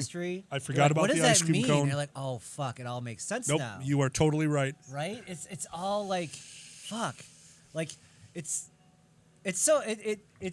showing, not telling, letting you do the work. Demon has one. Yeah. The teddy bear in Breaking Bad. A whole season. Because, again, you are right. Like, Hydrate. Why is it there? But that's the thing. Why is it there? The building of the story of that set a tone, a mood. And when it was finally explained, it all fit in perfectly. But again, the reaction, the consequences, everything was there because of that bear. Yeah. Don't ever forget, everyone, like, as important as the details are, the story, all that stuff. We don't, Demon. We They are don't. all in service of giving that feel, the tone of the show, of what they're trying to make you feel. And it's hard to forget. It's easy to forget that. But, like, ultimately, there's some, especially Kubrick. Okay. Oh, God, Kubrick Like, is amazing. I just at that, want to too. make you feel this thing in the story. That is my main goal. Yeah. For what that is going on. And he definitely was one of the best of tone as far as, like, I can use an example. Yes. Much how the Outlook, what the hell, The Shining. The Shining. So many details left out. So many of Stephen King's. And you know what? That's fine. It's completely different. It's a tone. It's its own thing. You know? Doesn't have to be accurate to the book. It can be its own thing. Yeah. Anyway, no. I mean, Kubrick's gross for every other reasons I've heard, but yeah. What's up? What is Big Ben saying? What's that? Didn't Don Esposito, Gus might be the next Professor Xavier. Gus Fring. I'm okay with this. Ben, if that is the case, Jesus. I'm totally fine with that. Yeah, why not? See, and that's one thing I actually give Disney a lot of credit for. They do a very good job of knowing the lore of Star Wars exists. Yeah. And yeah, they go over the top sometimes in their stuff, but they do throw little things out there for people like me who do remember all the lore. Proper use of the color of lightsabers. Having a yellow lightsaber actually fucking means something sometimes. Like, you know, I'm not the biggest fan of how they dealt with the dark saber. I think they could have done a lot more with that, but they tried. You know, and again, that's a bit more showing and not telling. Yeah. Because you can't go into the old lore of Star Trek. There's too much. You can't. You're not going to sit there and it's like, yes, the significance of him coming into this scene with a green saber does show the growth of the character. No, that's in there for me. That's in there for people who know the lore. Yeah. Do you have any fantasy booking? I mean, no, I'm sorry, fantasy. That's a wrestling term. Fantasy booking is like, what would you like to see happen? So, do you have any fantasy booking for who you'd like to see cast in either Marvel or Star Wars? Because I'll give you mine first. If Go for it. So, you're not familiar with the gentleman, but there is a large gentleman in wrestling. His name is Keith Lee. If you want to look this guy up, he would be the perfect Marvel Kingpin because he's just fucking huge. He's got just this aura of intelligence and badassness and calm. And just like, he would be a perfect Kingpin. Yeah. Okay. Like that's for me. If y'all know. Honestly, I hate to say this, the Kingpin that they got, Kingpin shows up in one of the Marvel shows. Oh, I know who you're talking about. He was Joker from not Joker. Pyle. Private Pyle from. He was a great Kingpin. It doesn't surprise me. He's a great actor. Well, I did not know he was that good of an actor. Big Ben, thank you for the biddies. Vince D'Onofrio. Oh, is that his name? B. Can I let you know how good of an actor he is? Yeah. Can I blow your mind on who he is? Sure. You ready? Sure. The bug alien from the first Men in Black. No, he's not. Oh, I'm sorry. I'm here. That's fucking him. That's fucking him. Okay, he's incredible. Dude. No, that's Vincent D'Onofrio. Ooh, I did not know. Yeah, full of the bug alien, all that. Retro, I didn't hate it. I didn't hate it. He killed it, and like a lot of people didn't know who he was because he's kind of very, but those Holy know shit, he was incredible in that. Oh yeah, he's fantastic. He made an outstanding Kingpin. He was obviously beyond brilliant in Full Metal Jacket. Okay, well, you've got me convinced. No, totally. I had no idea he was that fucking talented of an actor. Oh yeah. It's funny you mentioned because he did like kind of bounce over obscurity, and I knew that was him. I don't know where he's been other Edgar the Bug. Yes. And Retro, I think you're, as long as we're thinking of the same show where Kingpin did show up in Marvel. Yeah, that one. Remember this, and as much as people poo-poo that show, you know what, I'm just going to say it. If you don't want to know where Kingpin shows up, you have 3 seconds to mute me. I will tell you when I'm done. All right. Kingpin shows up in Hawkeye. Kingpin was amazing in Hawkeye. And Hawkeye, because it's a show about Marvel superheroes that don't have superpower, needed to be more creative with their fight scenes, and they succeeded. The car chase scene with arrows was a good fight scene. Thank you for following. Seriously. Okay, and if you should be able to unmute us now if you didn't want to hear that, we're back to normal. I can't read that name. Cryptomon Keys. Cryptomon Keys, thank you so much for the follow, my friend. Really appreciate it. Cheers. Oh. I haven't done Mrs. Marvel yet. I got to do that one. We've actually been watching Lower Decks, which is really fun. Lower Decks is just fucking fantastic. Did we finish? We finished the first season. We finished season 1. And thank you, Retro. If Seriously, you're a Trekkie, appreciate it. If you're a Trekkie, there are some very fun things in the last. Well, it's a good show. It's a good show. It rewards you for being a Trekkie and knowing the things. If you're not a Trekkie and you don't know the things, it's still a fun show to watch. Oh, yeah, no, 100%. They do a good job of touting the line between this is some people's like entire lives. They know all the lore and... Right, Des? It's still Trek. It's still Trek, and I appreciate that. I'll be honest with you, dude. It's better. I'm a pretty big Trekkie. Yeah. It's better than a... Although, okay, let's say it's better than a lot of Trek. The live action Treks, it's better Trek than those Treks have been. Sometimes. Yeah. Sometimes. Because it's not all about, yeah.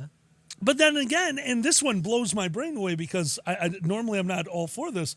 It's good because they're actually episodic. There's a continuing storyline. They're on a starship.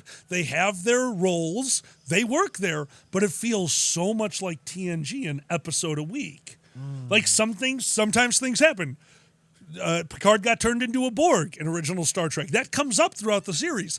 That's the same level of carryover that Lower Decks has, and I kind of appreciate that. I'm into my big epic storylines that last for seasons and then everything is surrounding it, but this doesn't have that. Yeah. And it's kind of a nice breath of fresh air. It is.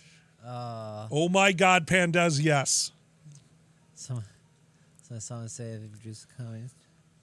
Oh, Tikel. Oh, yeah. Tikel, Lower Decks feel like TNG is happening in the background the entire episode, every episode. Yeah. Even when they're not dealing with the big problem is happening, and to me it's charming to watch what the Lower Decks would have to do for a problem that they're just not involved in. It's just happening around them. Absolutely. That's more than one episode. Mm-hmm. It's so fun. And they do, give little references to things you would know from TNG, because it does take place in the TNG. So many references. It takes place in that time period. Yes. So. Yeah, I think it's slightly after TNG because they reference things that Picard has done all the way up to the final season of TNG. Yeah, no. Give it a chance, all. It's worth it. We just finished season 1. Season finale of season 1 is some of the best Trek I've seen in a long time. Seamus. Oh, is it after Voyager? Thank you, Tonks. I was not aware of that. Seamus, let's be real. No one is tortured as O'Brien. That's as I've always heard.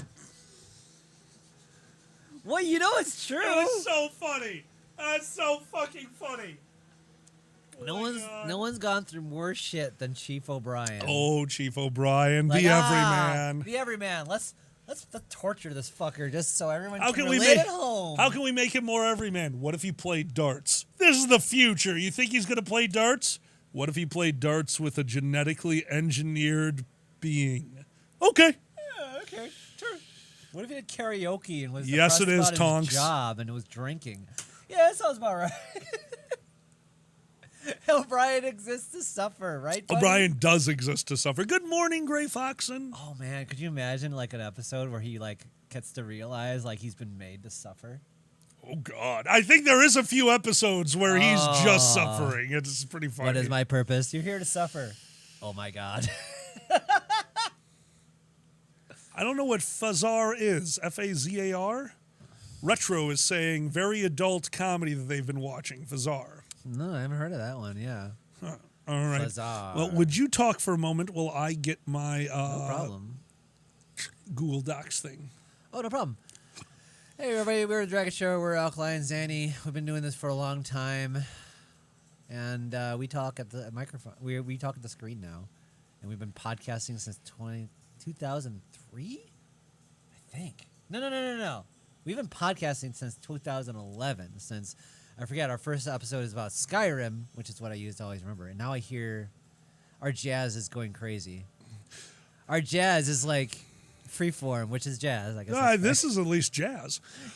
All right, to anyone out there who is part of the weight loss competition, if you haven't got in for week 3 yet, I am posting it now in the chat. Desktop audio. So the jazz was never coming through ever the first time. Jazz is back. Jazz is back, baby. All right. The Google Forms up there right now is for anyone who is in the weight loss competition now. Go ahead and fill that out. We are always going to be 1 week behind. We just announced week 1's winners. So actually, we're 2 weeks behind. So week 1 winners again.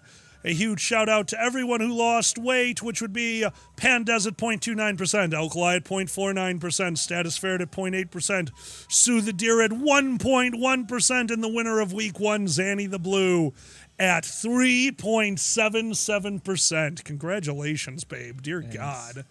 What a difference it makes if somebody knows what they're doing. Oh, we were talking about this earlier, and then we got totally off topic because this is the Dragon Show. Well, yeah. What are you doing to help you out with that? Because Seriously, I watch what I eat, and that's not a help. Like that's just saying, watch what you eat. So Okay. you actually know what you're doing. Here's my best tips I can seriously give you. This is While you're not doing even that, I'm going kidding. to go use the restroom. Fuck willpower. Willpower is dumb. Doesn't exist. You have to set up your life to do so you actually will do the things you want to do. So if you're going to exercise, make it something you actually enjoy first and not there you go. If you like swimming, try to find out a way to do swimming. I actually enjoy doing going for a run. And I like to do cardio in the morning because my brain's kind of dead. I can go and run. I actually, if I can't do cardio outside, I will set up I have a exercise elliptical so I can watch Netflix and just turn my brain off. Do that for myself. I do little things, and like this is something I do is make it something that's for yourself. Like don't try to be like, oh, my friends are watching this or that or listening to this or that or this. Make it a little time for yourself because this is something you are doing for yourself. So yeah, books on tape, long walks, all that kind of stuff. That's always good. But like, make sure it's something you want to do. Otherwise, you're not gonna be able to stick with it. And like, the last time I got down to my lowest weight, I wasn't even trying to lose weight. I just got into the habit of waiting it out. I'm not a big breakfast person, so I know I don't like breakfast. So I'll have a cup of coffee, and like when I do a snack or two, I'll do a snack or two. If I eat, I will make sure like kind of like have a little bit and like that's it. And then like when I do my meal, I don't worry about it and I have my meal. I'm very big on like just I like the one meal thing. That's what works for me. I know that's not healthy, blah blah blah. Kage's gonna yell at me, but fuck it. Everything's been changing as far as what they think is good for you. But I generally like go for that one big meal, kind of like do little things in between. That's what works for me. And you have to do what you can do. That is the best advice I can give you. And especially with exercise. If you're trying to get an exercise, baby steps, baby steps, baby steps. Like I killed myself with you saw I couldn't even move after doing the run around. Oh, that was so funny. But I'm like, okay, I'm gonna wait a little, and I'm actually having fun, challenging myself. Okay, let's see if I can do the whole thing without stopping running this time. Little things like that, honestly. And with the Netflix and on the exercise bike, I really recommend that. Like have little things for you to come back to. Oh, I can't wait to see what happens next. I caught up on The Expanse through Game of Thrones, through so many series that way. Like, oh boy, let's see what happens next kind of thing. Yeah. You know? And like I said, I lost so much weight the first time when I was really getting into VR and just doing all these dance things, and I forgot how much I like dance. Like, oh shit, I'm actually like busting my ass and having a good time and not realizing it. That's what you're trying to find. That's pretty cool. Honestly. Quent, welcome to the chat. They're saying books on tape plus long walks help me lose most of my weight. Just get active. Far more important than how. Quent, that's basically that's how I do it. Yeah. I am. Thank you, Retro. That's all I can really do. I'm never going to cut out food type because I know I will eventually go back to it, because why would I deny myself that? So yeah, that's literally how I diet. Is just like, oh, I'm supposed to be taking care of myself this week. One piece of cake is enough, and let's go on a walk. Yeah, absolutely. And then I hurt my ankle, and we do nothing for 2 days. Yeah. But do you have those things you're like, I could go without that? Like, or like the things that just like, or no? Oh yeah, exactly. Yeah, I don't need I'm this not big on snack. this I thing. just had dinner. So, Yeah. Oh no. So there's no such thing as me not being big on something. It's there and it's edible. I will eat it. I just need to remind myself, hey, you just had a 4-course meal. Maybe you don't need that handful of popcorn. Popcorn. Yeah, that is tough. Oh, Cohen, lucky. You really can't have that. You can't have that unending amount in front of you. You have to buffet yourself. You have to give yourself a small plate. You have to make yourself go back to the buffet line. Yep. To get the extra course, or otherwise you're just going. Well, it's funny the peanut butter pretzels. Yeah. We have Costco peanut butter pretzels. They're addictive. We do not bring the peanut butter pretzels to the studio. We bring them in a bowl so that we have to stop eating eventually. Vague rehabilitation. No, Badge. Yes, I'm Seamus, actually. Yes and no. Oh my like God, all the hardest Tonks, part, that's amazing. all the hardest parts are over. Now it's just the stuff that it gets easier over time. Like That's good. I don't have pain every day or anything like That's that. good. Yeah, not having pain is a good thing. Retro, that's exactly how I feel about it. That's exactly how I feel about it. So yeah, now just things are getting better on the sensitivity and pleasure spectrum, which I'm very happy about. So I'll tell Alk like, I'm a lie. My vagina felt really good today. And he's like, oh, good for you, hon. I'm like, yeah. Love you to death. Vagina! And I just shove it in his face. Maggie, you don't need to buy stuffed marshmallows. We have a injector for meat. I'll fill that up with chocolate syrup and inject the marshmallows that way before putting them over the fire. It's incredible. And in case you're running, it still smells like You... fish. Anyway. Nice. Connie, my apologies. You asked me that. I flaked. That is all sitting on my kitchen table. I need to look. My apologies, Connie. Sorry about that. Anyway, I like getting day drunk. This is a brunch. This is nice. No, I like getting... See, I like this because I'm getting nice and buzzed, but we have a... this is the advantage and disadvantage of living in Chicago. We have a store within walking distance of us because we... This is horrible. This is one of my tricks for eating. We stopped having easily accessible food in the house because that's my biggest problem. I will walk through the kitchen and be like, oh, I'll just grab a handful of X, which is not a problem. If you want a handful of something, that's good. The problem is it was every time I would walk through the kitchen, which then turned into, oh, I'm high. Well, I better go to the bathroom, grab a handful of chips. Well, better go back out, grab a handful of chips. Oh, I better go inside and put these dishes away, grab a handful of chips. Well, the dishes are all clean, grab a handful of chips. Ah, I forgot to turn on the dishwasher, grab a handful of chips. Now the dishwasher's on, grab a handful of chips. Where did the chips go? Yeah. I'm gonna share a little trick that might not work for everyone. Gunsmith, ask your question. Thank you for redeeming. I call it the bittersweet cycle. And I told you this one. I have a cup of coffee. I have a can of Coke. And if I'm working, especially, I'll just like sip a little coffee. I'll sip a little Coke. And I'll go be like back and forth between the two. And I'm not like consuming any calories. I don't know. Keeping my mouth entertained really helps my hunger. Yeah, that's why I need to be careful, because me too, so I'll just keep smoking. Tonks, yeah, I agree. Okay, as long as you don't like, yeah. Gunsmith would like to know, what do we think of the trailer movie I shared? Remind me which one that was.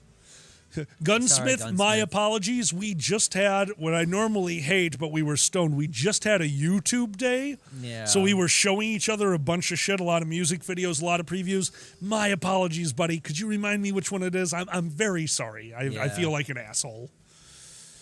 Coda, I keep saying we should do that. Maybe we should just try gum. If you like gum, I'm not a gum person. You're myself. not. Oh, is if that why we like, don't do it? Maybe that's why. Look, if you like gum, get gum, please. I can't chew it too long. No. No.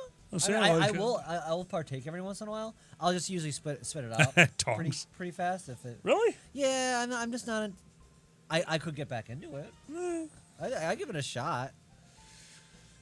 I mean, that would really help me on road trips, I remember, because road trips are the best because I love them, but also the worst because I desperately want, and this is so sad, combos. Oh, see, combos are so good. Yeah, you have traditions. Combos is one of those, oh my God, I'm eating. Yes, Gunsmith, yeah, I loved it. Oh my God, what the fuck? There's a magic to eating something that shouldn't exist. Right? There is. You're on the road. How can you not feel more American when you're traveling in your car on a road trip, eating the most fucking disgusting factory-produced thing? I don't care what you say. There's a beauty to it. I'm like, I am in the future. I'm going across in my horseless carriage. That's right. Eating something made that should never have been made by a man. I am celebrating history. I am celebrating the human race. And you don't realize it. Anyway. Coda, what did you say? What the fuck, Coda? I mean, Coda, there is the cum diet. Oh, God, Did he say cum? He said cum. I missed it. Nom, chewing cum or singing, or both. There was a girl at my first job, people pointed out, who was on the man juice diet. I don't know if you can find this websuit anymore. Website. There were books telling you how to prepare cum. It was literally this girl saying, I'm going to eat nothing but cum. Maggie, if your partner hasn't drank enough water, if they're dehydrated enough, run. Oh, Chewy, no. Ever get the feeling a local... Ever get that feeling a local shop is useless? Yes, we live in Chicago. There's a lot of useless... What is the factory in town that makes all of Chicago smell like chocolate? Tootsie Roll. Is it Tootsie Roll? Yeah, Tootsie Roll is right down the street from us. No shit. Yeah, if you take go over to basically down Number Pulaski. Street. It's been a little long, so I've been towards the corporate Costco that we never go to anymore. That one, it's right over there. Oh, so more north than south, like more toward the city. More north, yes. More north is the Tootsie Roll factory. Okay. Oh my God, Cohen, that's wow. Skincare routine, motherfucker. Look, there's better ways to make your skin shiny and moist. So I love combos because if you eat them just right, you can put the combo in your mouth and bite off all the pretzel, leaving this very thin, hollow tube of cheese. And when you bite into that, it's just salty and cheesy. That's right. Min-max everything, motherfucker. I used to get high and eat combos a lot. What's your favorite combo flavor? Oh, actually, I like the original. Okay. Pretzel and cheddar. Oh, that's a good one. Yeah, just solid. I like when we get the barbecue chicken bites because it's so like an affront to man. Like they're pretzel bites with the barbecue. It's got Frank's Red Hot on it. Yeah, okay. You know I know what you're talking about. Yeah, it those tastes things like chicken wings, but it's a pretzel. They're also amazing for road trips. Yeah. There's a garlic parmesan combo. Show over. Going to 7-Eleven. Okay, I love that we're like getting off on shitty food because like this is an because we're dieting. Yeah. That's why I haven't had my shitty food in a while. Yeah, this is a real trick. I'm horrible at dieting, but I did do Weight Watchers years ago when I was really bad, and it helped to a point because it was nice to have that support structure. The biggest one I learned is air popped popcorn. This is so bad. You know that giant bucket of cheese balls for like $5.99 you can get from Target? It's literally bigger than your head. So I would get that bucket of cheese balls, an Air Pop popcorn machine. Air Pop popcorn is it's almost a negative, like, what do you call those? Celery. It's almost a negative. There's nothing to Air Pop popcorn. So for flavor, what it would be is you do a giant bowl of Air Pop popcorn, and then you do, in Weight Watchers, everything was measured out. Like, I think for me, it was 2 cups, like 2 actual cups of cheese balls into a big-ass bowl of Air Pop popcorn because there's no oil on it, there's no butter. It didn't get stale like normal popcorn, and that would be my snack for like 2 days. Because, again, like I told you, I walk through the kitchen, I grab a handful of something, and I eat it. So at least this way, I'd grab a big-ass handful, and in it would be 2 cheese balls. You see what I'm saying? That was my biggest one, but yeah. I actually have a tip I keep forgetting to give. Shadow Yeen Dad, thank you so much for the follow. And What's your tip? Literally the easiest thing you can do every morning. What's that? Eat, or first thing. Eat water. Eat water. First thing you do when you get up, drink a big fucking glass of water. So I still don't know how that helps. Because your yeah, body how does that help? Your body is in dehydration Agreed. mode. You haven't had any water for a while. Agreed. It makes your it makes your digestion system turn back on and kind of like start back up again because you were sleeping and you have had like 8 hours or so not having anything. It kind of turns it back on and kind of. I didn't know that. It does. And welcome to the chat, Shadow Yeen Dad. You'd be surprised how like you can usually. I'm not thirsty, but I can usually down a whole glass without thinking about it, and you do feel a little better. Yeah, I know you can because I keep those glasses on the headboard for when I start one of my coughing fits. Those are very useful. I know they are. But yeah, seriously, it's supposed to help. If you looked around, glass of water in the morning is I am great excellent, tip. Shadow Yeen Dad. I think, especially if you get a morning routine. More like obviously. Routine helps for everything. Oh, yeah. It just makes things going. When people are successful, they just have the routines in place and just do it without thinking about it. It makes sense. That's how it works, right? I was an athlete in high school because that was my life.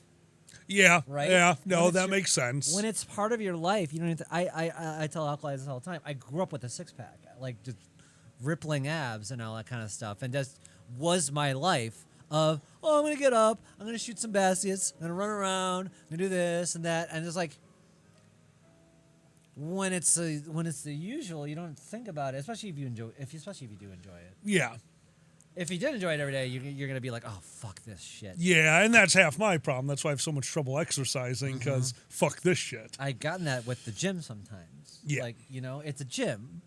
And if you are, some people are gym people. Some people want to get a buddy, and they go... do the gym thing. I did that for a while. Then we found out that the gym I went to had a free use massage chair, and that became my gym experience. Yeah. Well, I think you kind of like went. I did not work on Saints Row 2. I'm sorry, man. I worked on Saints Row 1. Well, we've got 2 minutes left. We can talk about that before we go to our segments. Oh, Saints Row 2? Yeah. No, Saints Row 4. 4? 4. 4? We're playing Saints Row 4 right now. Oh, right? yeah. Oh, I'm sorry. I was still in I worked on mode. I understand. So okay, no. I confused. understand why you were confused. My apologies. No problem. No, we are playing Saints Row 4 together. Yep. Well, I hurt my ankles, and he was like, okay, we can't just play The Sims nonstop because we do want to play it on stream with you guys. So we downloaded Saints Row 4, used one of the streaming computers so that Zanny can sit right here next to me as we play. That game is disturbingly good. Yeah. There's a lot of murder.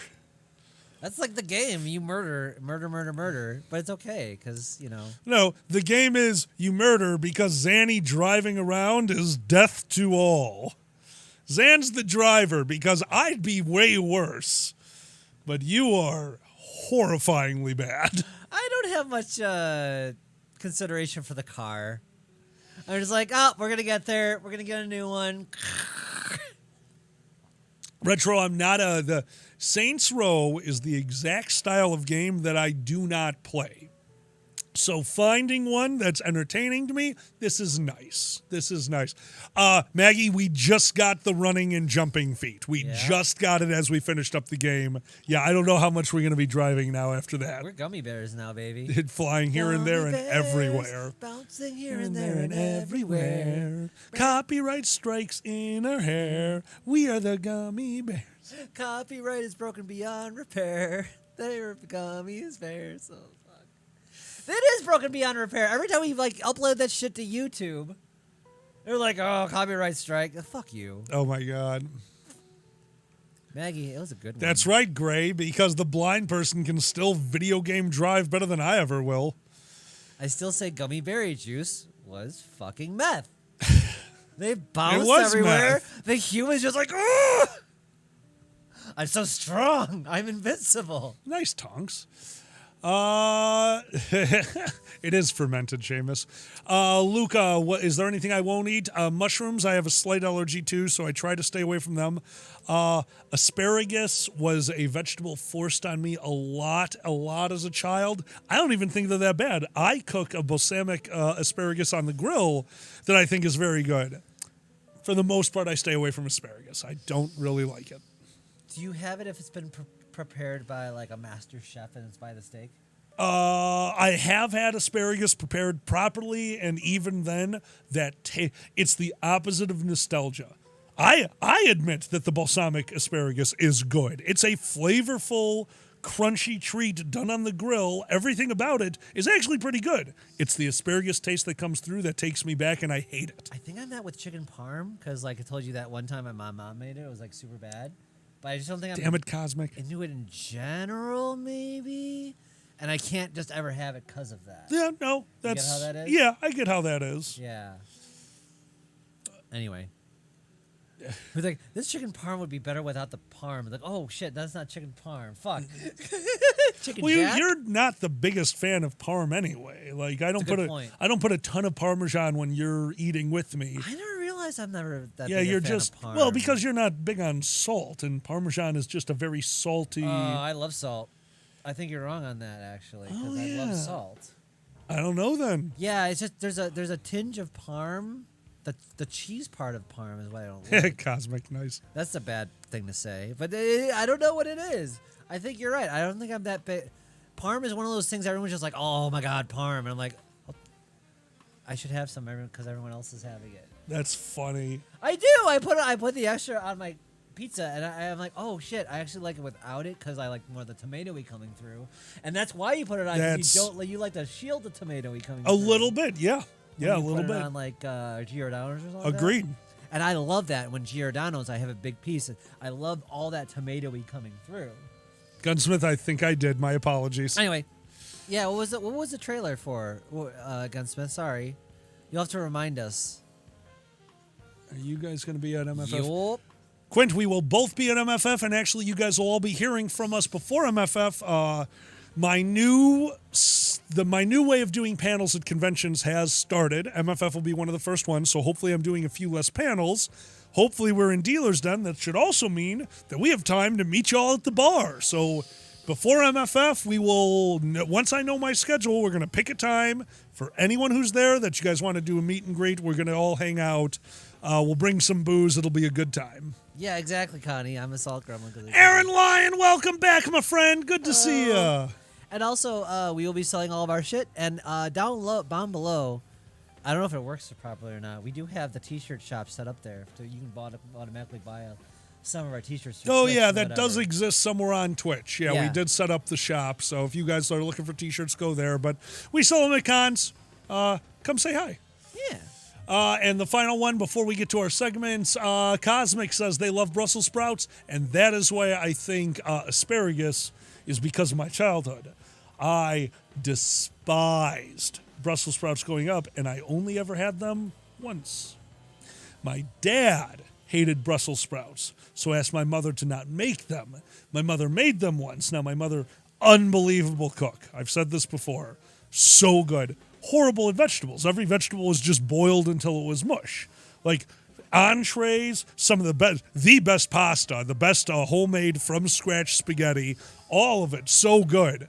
Vegetables, always so bad. So we only ever had Brussels sprouts once. I had them. They were horrible. But now I'm an adult and I've had them prepared in a few different ways. Love Brussels sprouts.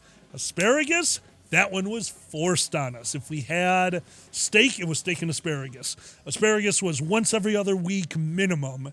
And now I hate asparagus. Oh, man. And again, I've had it prepared properly where it is good. I even admit that it's good. I can't get over how much I hate it. I get that. I mean, it's a vegetable too, so I understand. It's like it's a relative of kale. Yeah. Yeah, it is. Oh, God damn it. Maggie, come to the table. We'll hell definitely yeah, get some B. pictures together, and maybe I'll have my head on me, and we can get a picture together or something like that. I've been trying to hang out at the table in my spandex suit sometimes, just so I can throw the head on and chill out and go suit around, because you can't always get back to your room. Yeah. So, awesome. B, looking forward to seeing it. Wapafa, cannot wait. And retro, mashed potatoes. Oh, we love our mashed potatoes. I turned them into fried mashed potatoes the next day. A fucking mashed potato patty. Oh, man, I haven't made scrine in so long. It's a really good one. Oh, we got to do that. It's funny, when it comes to mashed potatoes, I actually think when people would think I want the wasabi, we go to a fancy place that I really like, and they give you wasabi or butter. But you think I want the wasabi because of the spicy, but honestly, I love a buttery mashed potato. Oh, yeah. And, like, I can get my spicy through other ways. So it's like, fuck, a good buttery mashed potato is just it's just those, I can't remember, like Mother Mary's bullshit potato. Oh, that's the one I make with the Yukon Golds. When I make you the crushed potatoes, Yukon Gold, that's the super creamy one with a ton of butter. If I make classic mashed potatoes, that's the chunky one with significantly less butter. Okay. But if I do scrine the next day, I always use the Yukon Gold. So they're asking, what is scrine? Scrine is a sandwich that you can find downtown Chicago. It is a long sub roll, grilled, buttered, and garlic. So it's a garlic sub roll. And on it, you take day-old mashed potatoes, put a little bit flour and an egg into the mashed potatoes, beat it up, and then you put that on a screaming hot flat iron, both sides, and you change the mashed potatoes into a patty the shape of the bun. You put that patty down on there. Then you get sandwich steak. It's these like fairly thin cuts of steak.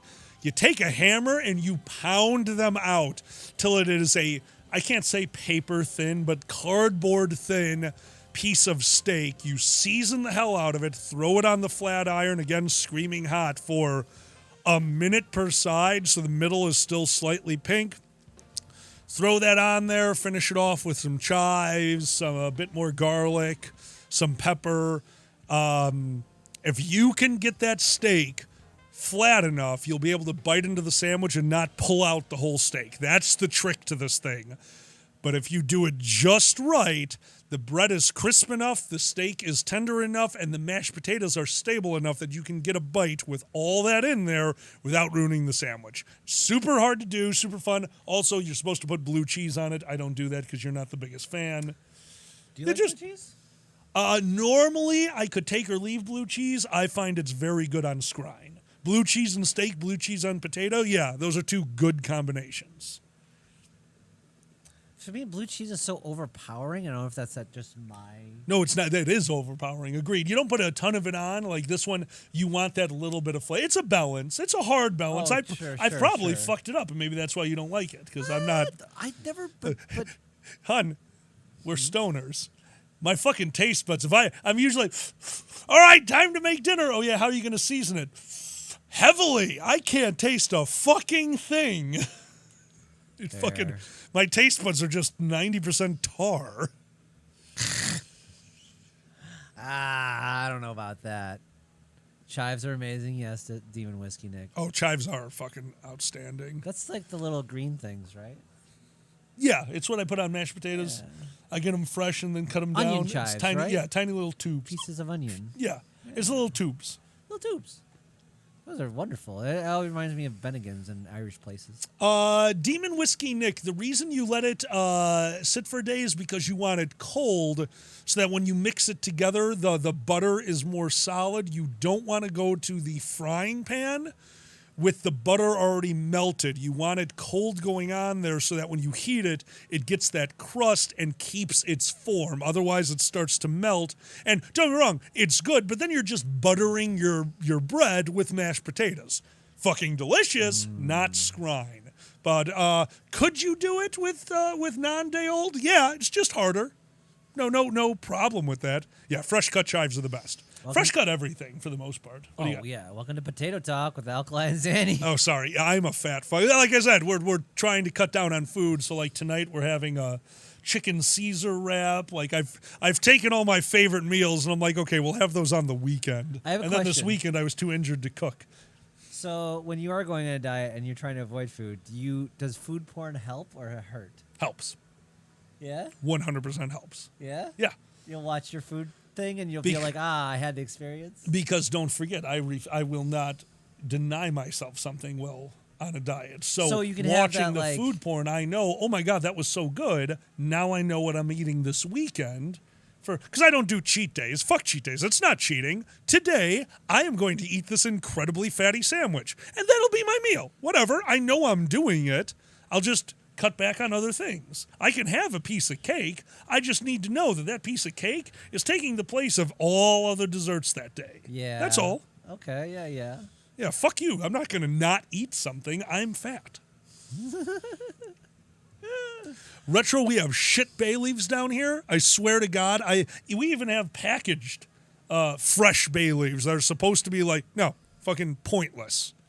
I don't know if there's a food fleshlight. I guess that'd be diet food because it's not really it. Food fleshlight is just a really big churro. No, because it's not really, you don't get calories.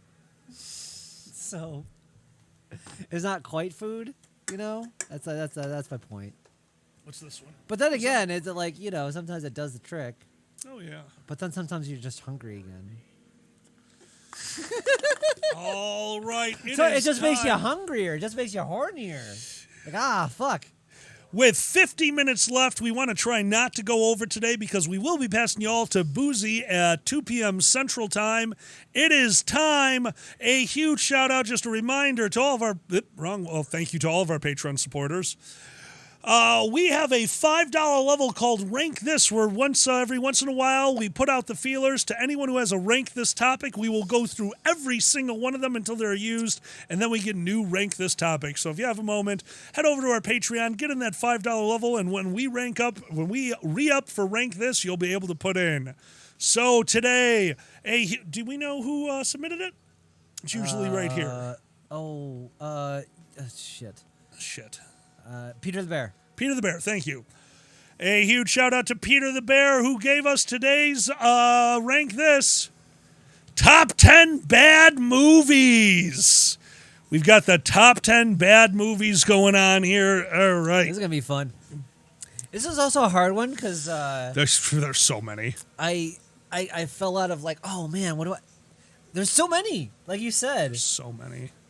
And sometimes you get in the spurts of, I like this bad movie over this, and you haven't seen it in a while, and So this was actually a lot harder than you think, y'all. Oh, yeah. No, this one took us a while, so... All right. Top 10 bad movies, as always. We're going to start with Zanny. Well, hold on. Yeah, you're right. My bad. First off... Number 5, according to Zanny, in top 10 bad movies...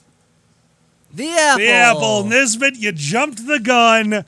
The Apple made it to the list. It was on my honorable mention list, but Zanny decided to throw it in for 5. It's in my memory. I really enjoyed it. I really loved watching it with y'all. When I think about it, I could definitely throw it in the background and be like, oh my God, watch this shit. It's definitely it is constantly entertaining and stupid. Go see it or just watch the trailer. See, that's what to me makes it a good bad movie. It is a bad movie. It's entertaining the whole way through. And that's like somebody already said, The Room. The Room, I don't know how to feel about that one. Okay. I hate The Room, but I've watched it 3 times. I don't know how to feel about that horrible fucking movie. If you are watching the terribleness, intricacies of the conversation and just how wrong everything is in this circumstance, that's when The Room gets the most fun to me. Yes, I get that, and I know you're right. It's when the mom says, I'm dying and I have breast cancer. Just like half-heartedly. It's like, what just happened is just the best parts. And again, the over-the-top, how bad that man's acting is. Exactly. Like, that's, yeah, I can watch it for this case study. I still don't like the movie. Yeah, okay. All right, number 5 was The Apple. Number 5, according to Alkali, in top 10 bad movies goes to Silence of the Hams. In Spanish. El Silencio de los Borgios. Yo. Dude, I grew up with this movie. This was our Airplane. This was our Top Secret. All of those came to Silence of the Hams when I was growing up. So it's funny. You go ahead. I have not seen it yet. I don't even know if it's worth watching. Really? I watched it when I was a kid, dude. We're not saying, I don't mean I watched this movie once or twice when I was a kid. Me and my brother watched this movie on a near monthly basis for years. Holy shit. This is our Airplane. Dom DeLuise as Hannibal Lecter. Yes, the ham can be silent. So silent, unless it falls downstairs, in which case it goes boom, da boom, bum, boom, boom, boom. I bet it's Apples funny. can be loud. Apple sauce, not so much. Like, just the craziness. That's awesome. The movie is goofy. It's one gag to another, and the main character is the douchebag from Titanic. The husband. Billy Zane? Billy Zane. Thank you. Billy Zane is I the didn't know main that. character in Silence of the Hams. That's hilarious. And guess what his name is? What? Joe. Joe Foster. Joe D. Foster. Ah! Yeah. Whole movie, they call him Joe D. It's fucking, That's it's so awesome. dumb. Hydrate. That's like how the spoof I grew up that nobody knows is You'll know most of them. is Fatal Instinct. That was my Fatal Instinct was another great one. Yup. Yeah. Yeah, that's those a goofball weird- movies before the Wayans brothers. I hate to say it, they killed it. killed it They entirely. killed it. They did. The goofball comedy was fun when you let it be fun, but I don't know. After they did the first one, it just kind of went off the rails. They did it so many times in the theater and like got bad results with it that people are like, oh, this movie, I don't know. I don't. That and the I can't remember who the Airplane people are. Those two brothers did put those out there a lot. In fact, And I liked most of theirs, Yeah, and I yeah, liked yeah. the Wayans brothers when they started. It's just, when they went to, I don't know. Yeah. It was just something was wrong, and it was so bad that it killed a genre. Like you're not wrong. Zuckers, Brothers, yeah, I thank like the you, Zuckers. Thank you. Okay, so Announce it. number 4. Is that what you mean? Close enough. Okay. Demolition Man. For me. Demolition Man is so. I'll give it to you. It's so bad, it's good. It's so bad, it's good. It's you get it. You get it. I'm not gonna say it's a good movie. It is totally retro. no, in the future everyone's gonna be woke and scared of each other. No, they don't know how to have a good time, and it's kind of funny when you watch it in that fashion. Okay, then I'll get all restaurants are Taco Bell. Hell yeah. Yeah, right. I I'm loved just like, all restaurants are Taco it's- Bell. I'm not gonna say it's a good movie at all. I just enjoy it for all the worst reasons. Oh, yeah. No, I enjoy agree. it to watch two action heroes I grew up with beat the shit out of each other and do stupid puns. Yep. It's a bad movie I have and would watch again. Like, yeah, that counts 100%. You got the truth teller. The shells. You got a young fucking the seashells. You got a young Dennis Leary being the George Carlin chaotic figure because he's telling the truth, baby. And they're all eating rat burgers down in the sewers because they I love got it. freedom, man. I'm sorry. The line, you don't know how to use the 3 seashells? Oh, yeah. Like, that's pop culture fucking royalty. You don't know how to use. I'm pretty sure there was a convention that had a future theme, and they put 3 seashells in all the fucking bathrooms for the main area of the hotel. Like, I love shit like that. Oh, man. John Spaulding, you've been fined 1 credit. B, there's no way that's true. What? The Taco Bell logo in the movie is purple. The real Taco Bell logo became purple because of the movie? Yeah. There's no way. Okay. They seriously did a brand switchover from. I'm a Taco Bell fanatic. I went to enough Taco Bell to tell you the truth. Before that movie, all Taco Bells had red, yellow, and green. Amazing. Yes. They had red, yellow, green, kind of orangish, and they had that theme. They turned to purple, and they skewed it to the side with the logo. Taco Bell changed completely from that point on with the purple and all that. Son of a bitch. Yeah. Fucking wild. Demolition Man is why we have purple Taco Bell. All right, that is a worthy addition to number 4. That is very worthy. Number 4, top For 10 bad Alkali. movies from Alkali. Number 4 goes to... Thank you for the follow, Dragon. Oh, Dragon Admiral 55. Good luck, sir. Thank you. Seriously, thanks for joining, man. Top 10 bad movies. Number 4, according to Alkali. Quick and the Dead. What a shit fun movie. Probably one of the greatest MST3Ks we've ever run, and I mean ever. I used to watch it back when I was a kid, and I didn't even know Sam Raimi made it. And then after I found out, I was like, yeah, that makes sense. Because y'all, this is what exactly, if you watch Sam Raimi. Yeah. Sam Raimi directed the first Spider-Man and Spider-Man 2, and also the Evil Dead movies and Army of Darkness. So you're like, what the fuck? That's crazy stuff. Connie, I know that You're like, what if that guy made a Western? It's exactly what this movie is. See, to me, it's so more even over the top than that.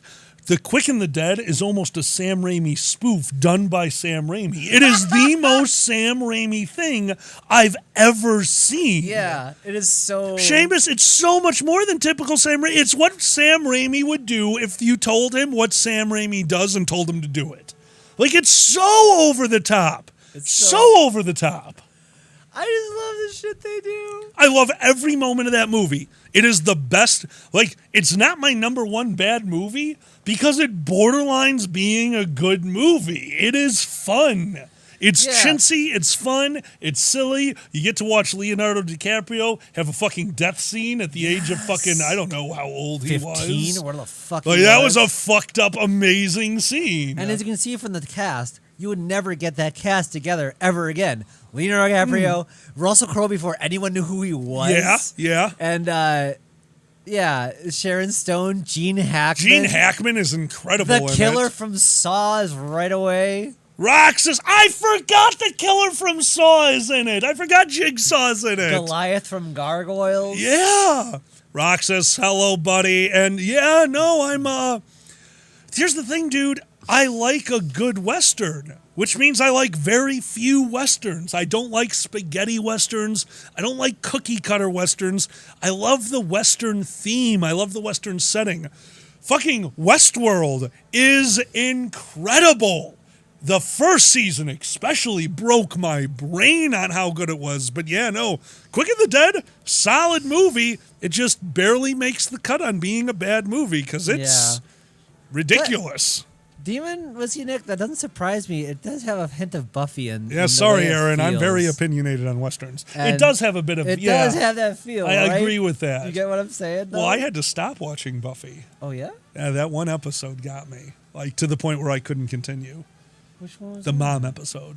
Okay. That might be one of the most hard-hitting anything. I don't know that one. And maybe we'll talk about anyone who later. does know it knows it. Yeah, Okay, that okay. episode is one of the hardest things I've ever watched. And she's a mom. It's up there with what you're showing me right now. Oh, my 15 God. minutes at a time. It is up there. Yeah, okay, that's fair. Yeah. Wow.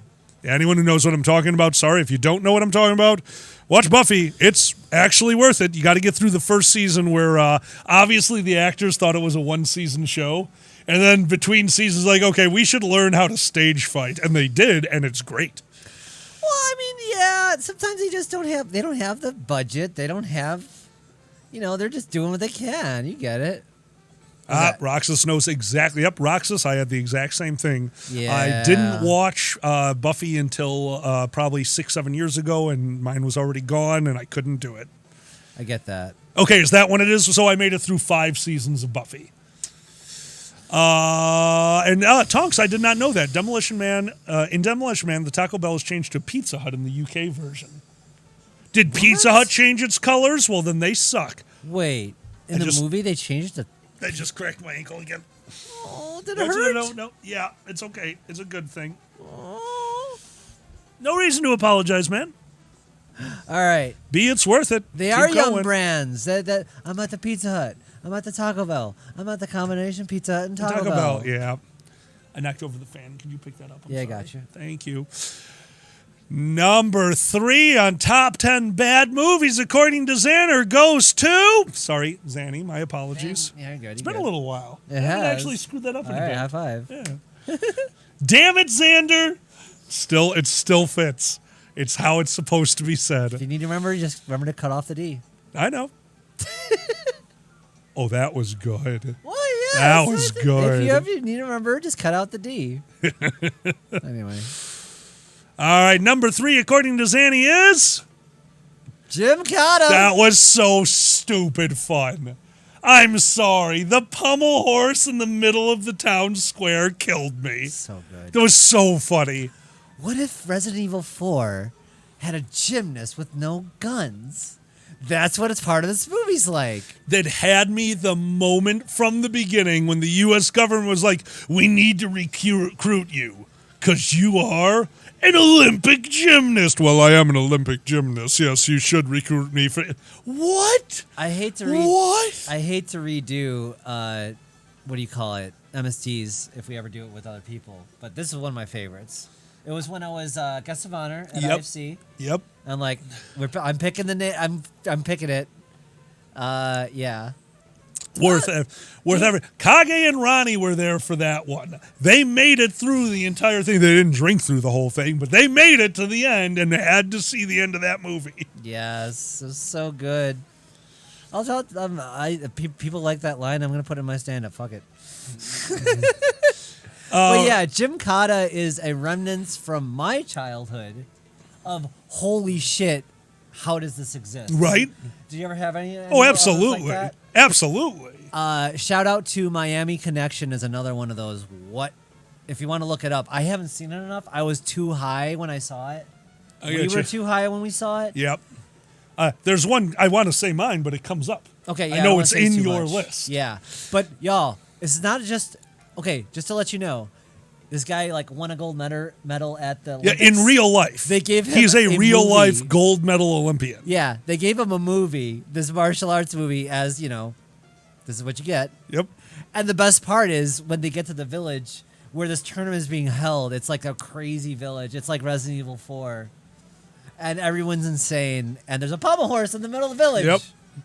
It's so good. It's so good. It's not just that. It's so good. Roxas, we do still do MST3K at conventions. We call it Mistake now. We call it MST3K, and we call it DST3K when we do a certain iteration that shows a movie that Zan and I have edited. So, and as always, whenever we need to stall, because, for those of you who don't know, MST3K, or Furry's version of Mistake, we use as a Thursday panel for multiple reasons. One, it's a good way to raise some charity money Thursday night of the con. And two, it's a panel that if it doesn't happen, no one's super disappointed and lets us test all the equipment for whatever room we're in, usually main events.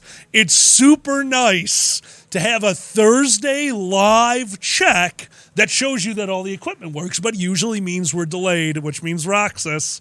We tell the story of the creation for MST3K probably 5-6 times a year, and you're always mentioned, my friend. Thank you for helping us come up with that panel. Hell yeah.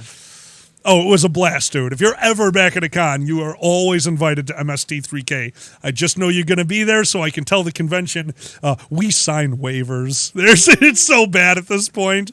Most conventions just kind of let us do it at this point. Like, yeah, absolutely. You'll be fine. Where's the waivers? And y'all, I highly recommend if you ever have a chance to watch these trailers, be like, wow. You don't have to watch the whole thing, but honestly, all these are a good time with friends. Hey, Boozy. Hey, Boozy. Yeah, Boozy, you signed yours when you were drunk. I made sure of that. Oh, my God. Number 3 for Alkali. Top 10 movies. This one's according to Alkali. Number 3 goes to... All the Saw movies. Movies. I don't care how bad it is. I don't care how stupid it is. I love Saw. It's so wonderfully dumb. The first one got me. I don't care how chintzy that the twist was. The second one, I liked just as much. The third one, giggling the whole way through. The fourth one was a shit show. Smiled the entire way. The fifth one just jumped the shark. I was laughing my ass off. I love the Saw movies. It's my style. It's a popcorn horror movie, and there are so few popcorn horror movies. You're right. Not anymore. Jason, Freddy. This is my Jason and Freddy now. You grew up in the 80s where that was like plentiful. And Yes. you could watch a stupid movie where where Yes, people Seamus, get I love the killed, second one. and you're like, wow. Yeah, that just kind of went away. I didn't see that one be. Yeah, it did. You know when the last one was? And it turns out to be one of my favorite horror movies of all time. You hate it? Cabin in the Woods. Cabin in the Woods to me is an insanely clever and well done cookie cutter horror movie. Yeah. I don't mind. Like, I don't like when the entire movie. Okay, if you're going to give me a thriller, if you're going to set up the entire time that this weird stuff is happening and everything is connected, and why is this happening? If the answer is it's aliens, no, you gave me a thriller. You gave me all these questions, and your answer was aliens. No, that's a shit horror movie. If you want it to be about aliens, aliens. Have the aliens. Let the aliens be there. Let them be a threat. Let them be off camera. It doesn't matter. That's fine. Don't let me think that there's this deep thing going on, and then the answer is aliens. If you want to do that, Babadook. The Babadook created this thriller. Is it or isn't it? Is this cerebral? Is this in their head? Okay, Babadook. Even at the end of it, you're like, okay, it's a creature. Is this creature just a metaphor? Is it cerebral? Is it in their head? Everything about that was good. Sure. Everything about, I don't know, there was some movie I watched, it was kind of like The Leftovers, where it was like, oh my God, people are missing and everything's going wrong. Oh, it's aliens. They're abducting people. Like, who the fuck cares? I just watched an hour and a half movie with no aliens. The answer is aliens? Fuck you, there's no aliens. I wish I could remember, Demon. There was a movie that infuriated me to all, for just, you could not imagine how angry I was. Yeah, Babadook was great. I have not actually seen Babadook, even though you look like the Babadook. I do like the Babadook. Oh. Yeah, Cabin in the Woods is one of my all-time favorites. I get what you mean, though. We really don't have those classic villains we just go back to anymore. I do miss that. Roxas knew it. It's The Forgotten. Yeah, I fucking hated that movie. I fucking hated that movie. We don't have like the traditional supervillains that just come out and fuck everything up. Yeah. Like, I like those movies when it's just that movie. The villain is there. Even the remakes on the remake for Freddy Krueger, like, I still prefer the original, but the remake was very fun. Yeah. I enjoyed having just a real. Yes. I love aliens. Oh God, I haven't done that voice in a long time. But half of it was I am we the love Babadook. this villain. We love Jason. We love Freddy. Freddy, because he could do literally anything in your dream. Freddy was one of the all-time greatest villains. That's one of my favorites. Just because of that. Yeah. It was like if you made the Green Lantern evil and made his movies not suck. He could do whatever the fuck he wanted with his imagination. Yeah. And your imagination if you get into like the true lore and you know how it goes. Yeah. So yeah, all Saw movies. That's my number 3. Oh my God, we're getting to the point where we're not going to get to questions again.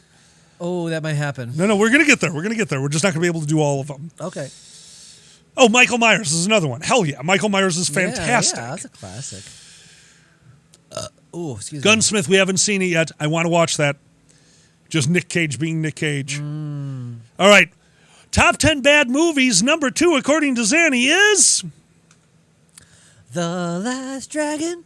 So, this actually reminds me of the thing I keep forgetting. So when I ask Amazon lady for Synthwave, guess what pops up? What? When you got that glow, you're feeling changed when you got that glow. Your body's hyped when you got that glow. Come on. The highest elevation. So like that's the hype song for this movie. When you got the glow, then you're in the know. And it goes to the rap section.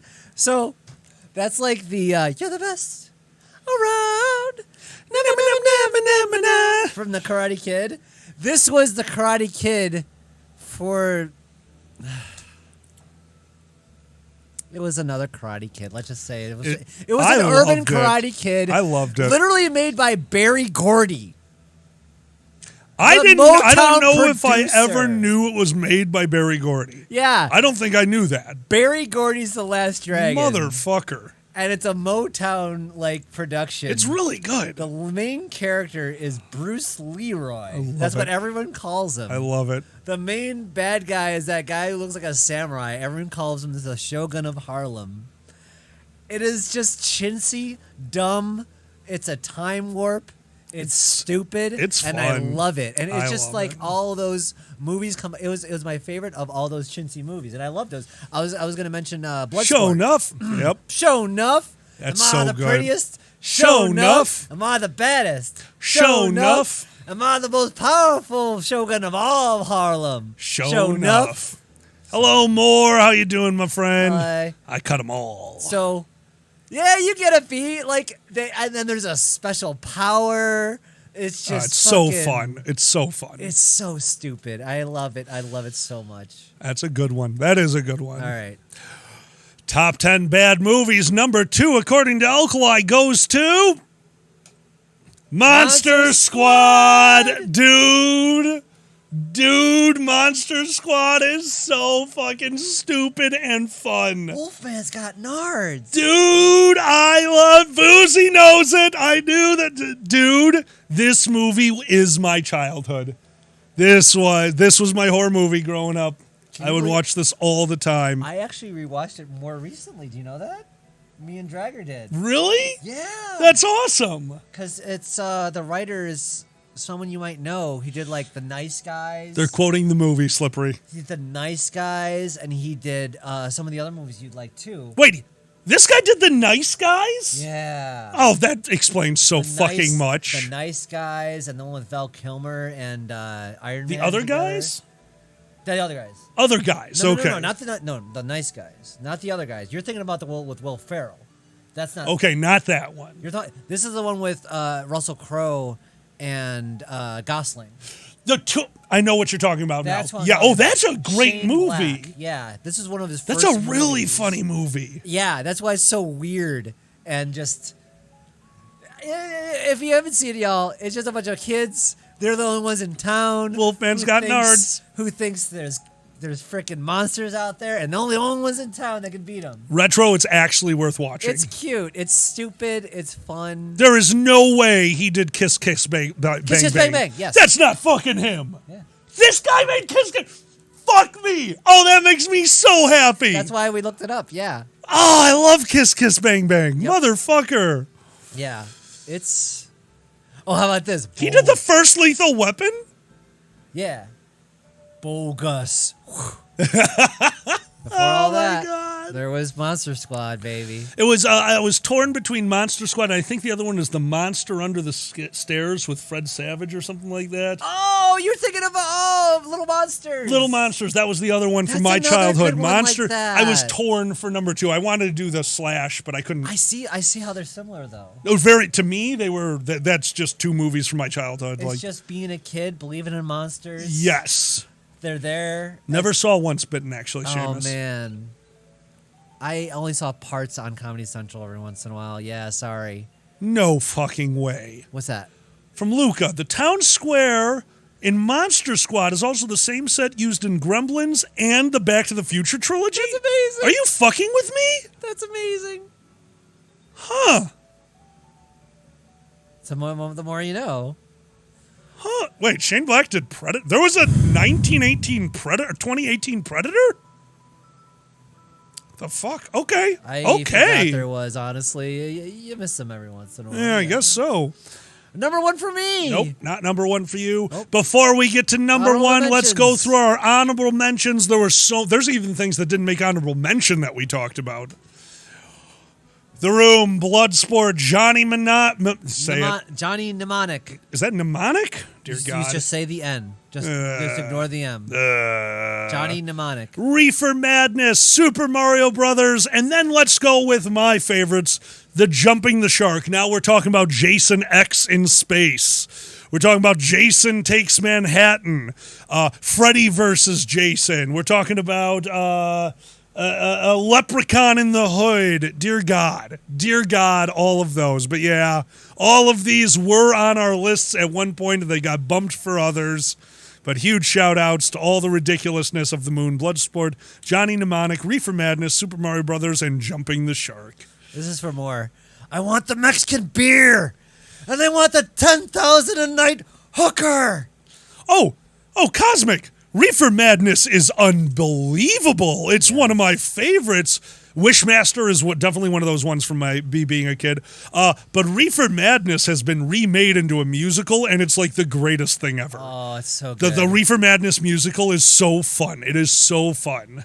Actually has a link to another bad movie mentioned, Son of the Mask, where he's Boozy, Loki. you're a genius. Fucking that guy who plays the Reefer Madness and also played Nightcrawler? Yes. Yes. He was the other thing I just mentioned. Son of the Mask. He was Loki. Oh my God! And yes, we did do Reefer Madness. It's MST3. Reefer Madness is one of the movies that we edited to work for MST3K. That was fun. So yeah. Oh, hello everyone! Hello everyone. Dude, you guys rock. Enjoy your brunch. All right, here we go. We are down to the top two. Number one, according to Zanny, top 10 bad movies of all time. Quick and the Dead. Sorry. Zanny. No, that's fine. Quick and the Dead goes to number one for Zanny. Y'all, if you were there at MST3K, it's always been one of my favorites. You can't get that cast together anymore. It's just cheesy fun. It's so good. It is. I can't deny that is a good number one. Yeah. Good bad movie. I can know this is shit and grin ear to ear from beginning to end. Oh, no, it's so fun. This is so dumb. And Gunsmith, my apologies. We already have plans to pass over to Boozy. They are starting their stream right after ours on purpose. My apologies, friend. But catch us any other time that don't have a pass planned, and absolutely, we will pass to anyone. We will pass to any fur who is trying to break into the scene. That's what we're here for.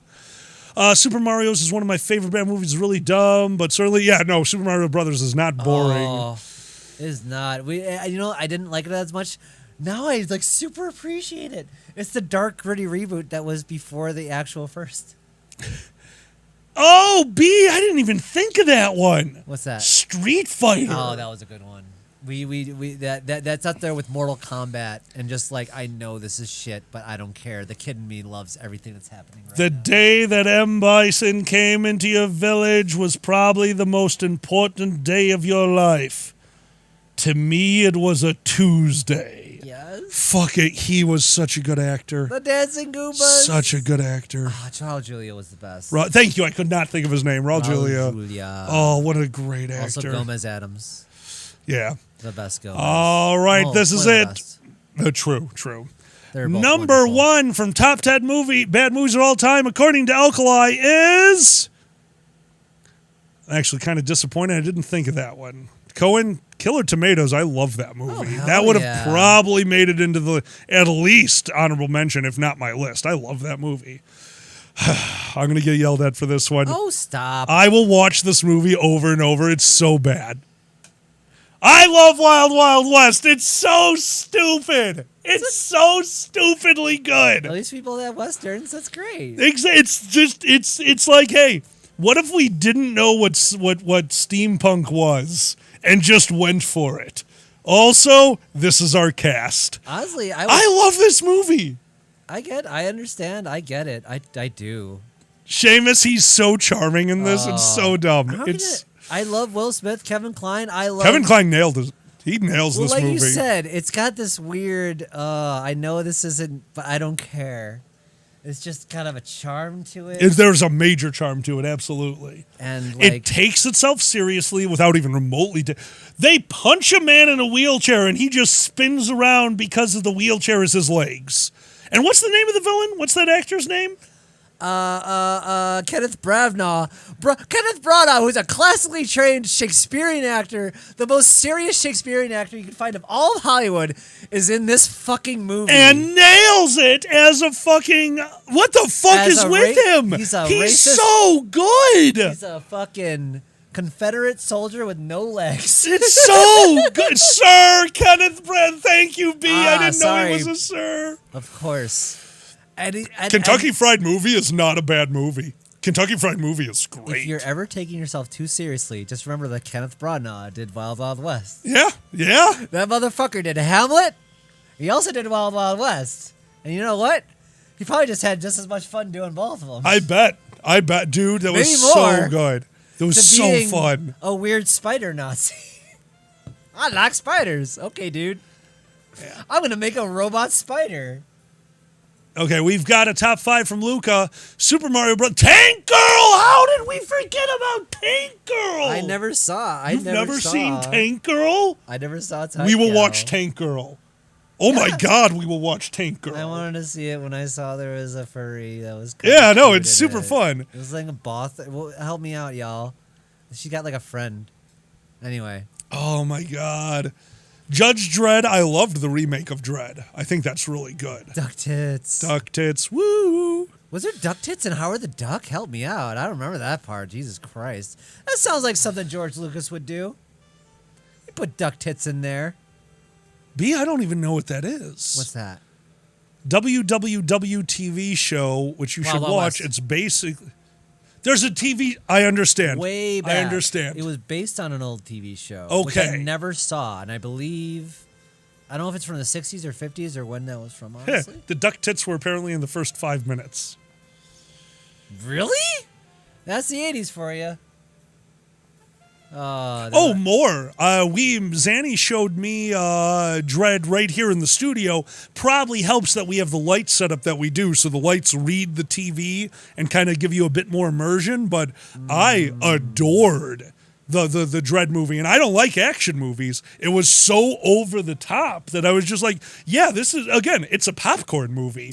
We're probably my dad comes and visits us every once in a while, and usually, because what the fuck are you going to talk to people about? We put on a movie. So last time it was Mad Max. I think next time it's going to be Dread. Yeah. Just because my dad loves a good action movie, and that's a solid action movie. It's a solid action movie. It is. You got the mom from fucking... Oh, okay, Luke. I Game of didn't know Thrones. that. Oh, yeah. She's great. Yeah, she's wonderful. Mama. Yeah, she's wonderful. More? I'm all for it. Yeah, that's when you know you made it. You become a badass villain in an action movie. You got it made, baby. Oh, God. I'd love to... I love playing the villain. It's fine. That's what I did in Nero. You want to be a snidely villain like frickin' what's his face, Mr. Cowboy? A little.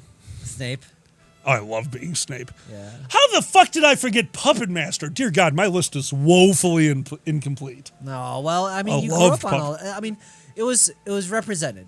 It was represented by like Monster Yeah. Squad and like a Saw, and you mentioned all those cheesy. Oh hell yeah, Luca. It's hard to. I as you can see from my list, I love cheesy action movies that are just like woefully formulaic. Yeah. No, I I don't agree. care. I agree. All right. Those are our top 10 lists. Thank you so much. I'm sorry, who did you say did this one? Was Peter this the Bear. Peter the Bear? Peter the Bear, thank you so much for your list. These are our top 10 bad movies, according to Alkali and Zanny, with some honorable mentions. All right. It's time. It's time. Shout outs. Shout outs. I need to open the bag. Shout outs. Shout outs. Another word for gay is we're going to do some shout outs now. Oh my God, please don't have a cow. I didn't say the word. Shout outs. I wonder who is next. All right, we did have an extra shout out bought earlier, but I believe Maggie. Let's get the used bag ready. All right. Our first shout out goes to. Here we go. Oh shit! They're stuck together. Yeah, I think they got a little bit of moisture in it. Here you go. Our first shout out goes out to our good friend, Sue the Deer. Oh, Sue, Sue. It's so good to hear from you. Since we've been talking about these best worst movies of all time, we can finally tell you about the time Sue stayed the night in a haunted house. Yes, it was quite scary because as a deer, they only have one defense mechanism, and that's running. Luckily, the monster in the house was this huge, giant creature. It kind of looked like me, but cuter, so totally disgusting and emaciated. Emaciated? That's the wrong word. Emaciated. But also fat at the same time. So Sue would run away like a deer, clop, clop, clop, clop, and they would go, and just kind of follow after him, lumbering around, and Sue would keep running around because they're a deer and they never get tired. And the creature would keep lumbering around, and then finally the creature had to start moving faster. They're never going to get to the deer. And the deer would be running around because it's Sue the deer, and they're so hyper. And it's got a little white tail, and the monster was like, oh, that's adorable. And the creature kept going and kept catching up and going faster, and finally it caught Sue the deer. But it had been running around all day, so it looked down and realized, I'm not a fat monster at all anymore. I'm a skinny monster who's into running. And they went to the Olympics, but Hitler didn't like it because he's like, monsters can't win the Olympics. Only the Germans can. So he left the Olympics and started a land war. Damn. Yeah. Sue job, survived. Sue. Yeah. Oh, okay, Yeah, Sue helped a guy out, got him super skinny. Monster was me. The monster was you all along.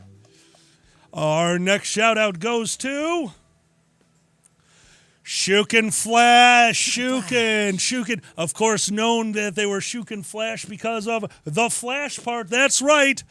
They're the one who won the Olympics that year because the Flash. See, that's the thing that you need to understand about Shukin. The reason they look the way they do is they must use special clothing. They're the Flash. Running at that speed, your clothing would tear right off you. The world would find you too sexy. You save someone, you're nude. Dude, that's a double whammy. Everyone wants to marry you. Shukin's not into marriage. Shukin doesn't need marriage. Shukin is their own Shukin. So they get special clothes so they can run, and the molecular structure of the clothes whisks the wind off of them. It stores the wind, actually. It stores it inside the clothes, so whenever they pass gas, they can fly. Superheroes, always explanatable. Nailed it. With enough backstory, you can explain anything. With enough backstory, you can explain everything and anything. Would you so like to much, hear some Shukin. more backstory? Oh dear, please. Yeah. Well, Panda, we need the backstory for Pandez, who, of course, was the judge at this Olympics. They were holding the piece of paper. It said 10 on it. But they looked down and they realized, oh, God, it was upside down. 0-1, this can't stand. What are we ever going to do? Oh, just rotate the piece of paper again. This is the Olympics. You don't just rotate pieces of paper. If it's handed to you as 1, it counts as a 1. So they're standing there wondering what they're going to do. This person deserves a 10. But thankfully, Shukin's clothes keeps all the air, and Shukin farts and just started spinning. So Des grabs it and holds it up. Says, you got a 10, but the audience was like, binary? He got a 2, and Des is like, no, not binary. This isn't binary at all. And Des got very sad. Because of base 1 numbers, binary numbers. It's not cool. You shouldn't do that. So Des found a base of his own. That's right, baseball. That's why Pandez became a professional baseball player. Good on you, Pandez. We love you to death. thank you, Des. The extra shout out. Thank you so much, Maggie. Let's see if we actually draw Maggie for the extra shout out. That'd be amazing. Here we go. What do we get? Dragor. Dragor! Oh, as we all know, Dragger was the baseball. Yep, they just whipped Dragger over the plate. Look at Dragger's head.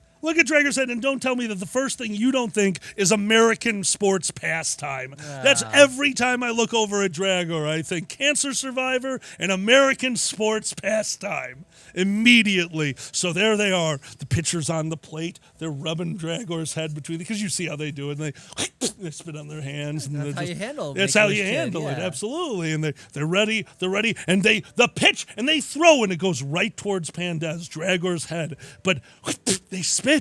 There's a spitball. That's illegal. You know why? Because if you throw Drager's head and you spit shine it, now it's a crystal ball. And Dez looked into that crystal ball flying at him and realized, I'm going to miss this throw. There's only one thing I can do. So Pandez turned towards the plate and let Drager's head impale him, hitting him right in the chest. But Pandez, being this amazing athlete that they are, they sucked it in so they didn't get injured, and then sneezed because allergies are a thing. And I forgot who we were talking about. And Dragor flew into the outfield, about to make it over that rear wall of green that the Chicago Cubs have. But it's Dragor. And it looked down and went, ooh, green, and just went into the wall and smoked. Thank you very much, everyone. Those are our shout-outs for the week. We really appreciate it. Thank you so much. We have 5 minutes. We have 5 minutes. Son of a bitch. Whew. All right, so we have questions to do. Oh, my God. Good luck.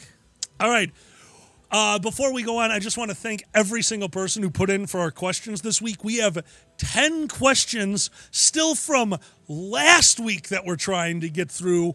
We will find a way to get through these so that we can do it again. So we have a few minutes. We're going to quick fire a few of these questions, not all of them. We're going to save some of them for later. I have a 10-sided die here. Our first question goes to 3. 1, 2, 3.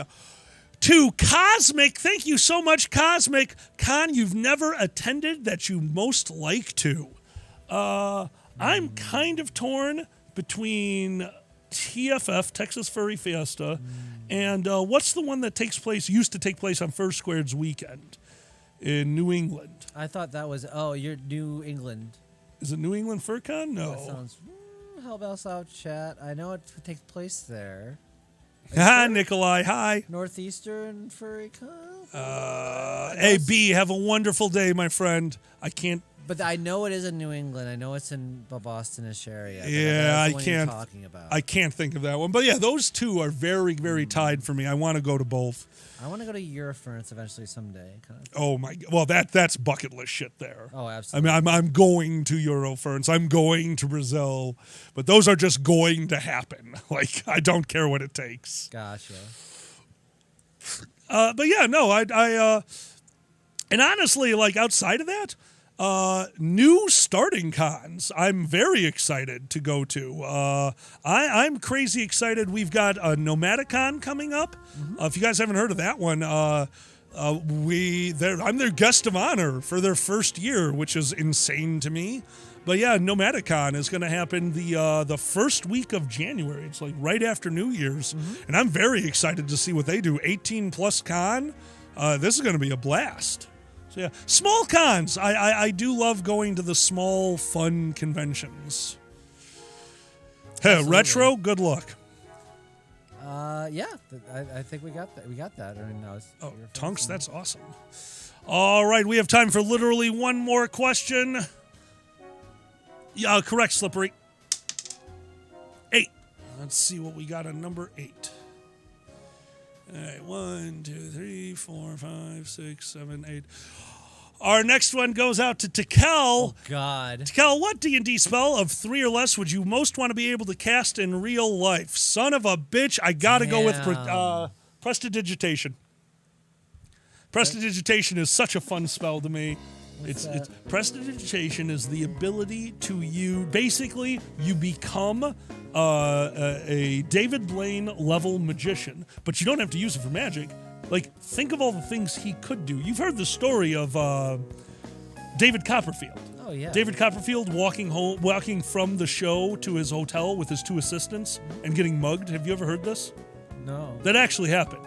David Copperfield and his 2 assistants got mugged on their way going from their show to their hotel. Oh, wow. And because they were all 3 of them magicians, they literally were just passing back and forth all of their stuff. So they gave the person holding them up something, but like purses, wallets, all stuff like that, they were palming and moving around so they couldn't be found. Yeah, they actually did that. They were so comfortable in their ability. They're like, yeah, no. Shit. Yeah. Good on them. Holy crap. I guess, wow, sleight of hand can really work that well. Oh, yeah, absolutely. That's amazing. So, yeah, I gotta go with sleight of hand, a.k.a. Prestidigitation. Oh, I'd use that one where, like, you make a huge image within a radius just to fuck with people. Major image. Major image is a third level image. spell. Yeah, that's another one that again I would love to be able to have major. I love illusion spells. Illusion spells are so overpowered and they're wonderful. Oh, it's why Mephisto was. No, I'm sorry. Who's the one from Spider-Man? Not Mephisto. Mephisto is Donnie Darko. Donnie Darko. Or Oh my God, why can't I? He's my favorite. Like he was the reason I watched that movie. The illusion guy. Yes, with the fishbowl on his head. Majesto. Fuck me. Is it It's like my Mephisto? no. Seamus, actually, I can teach any of you Gosh, sleight of dang hand. it. I know. I used to be significantly better on it, but I still know how to do it. Just when you don't practice for a while, you become very clunky. All right, and there is one last question I'm going to answer because it was here last week. I love the man to death. This is from my old coworker, Tom F. Tom asks, "Do you know what I always say?" Tom, Goonie Goo Goo. Pretty goo-goo. We have a tradition at work. One of us would just look to the other and say, "Well, you know what I always say," and they'd look back at their Mysterio. Thank you fucking so much, Connie. Mysterio, I couldn't remember. I couldn't remember fucking Sigma. Yes, it is. If you make the dick disappear, ta-da!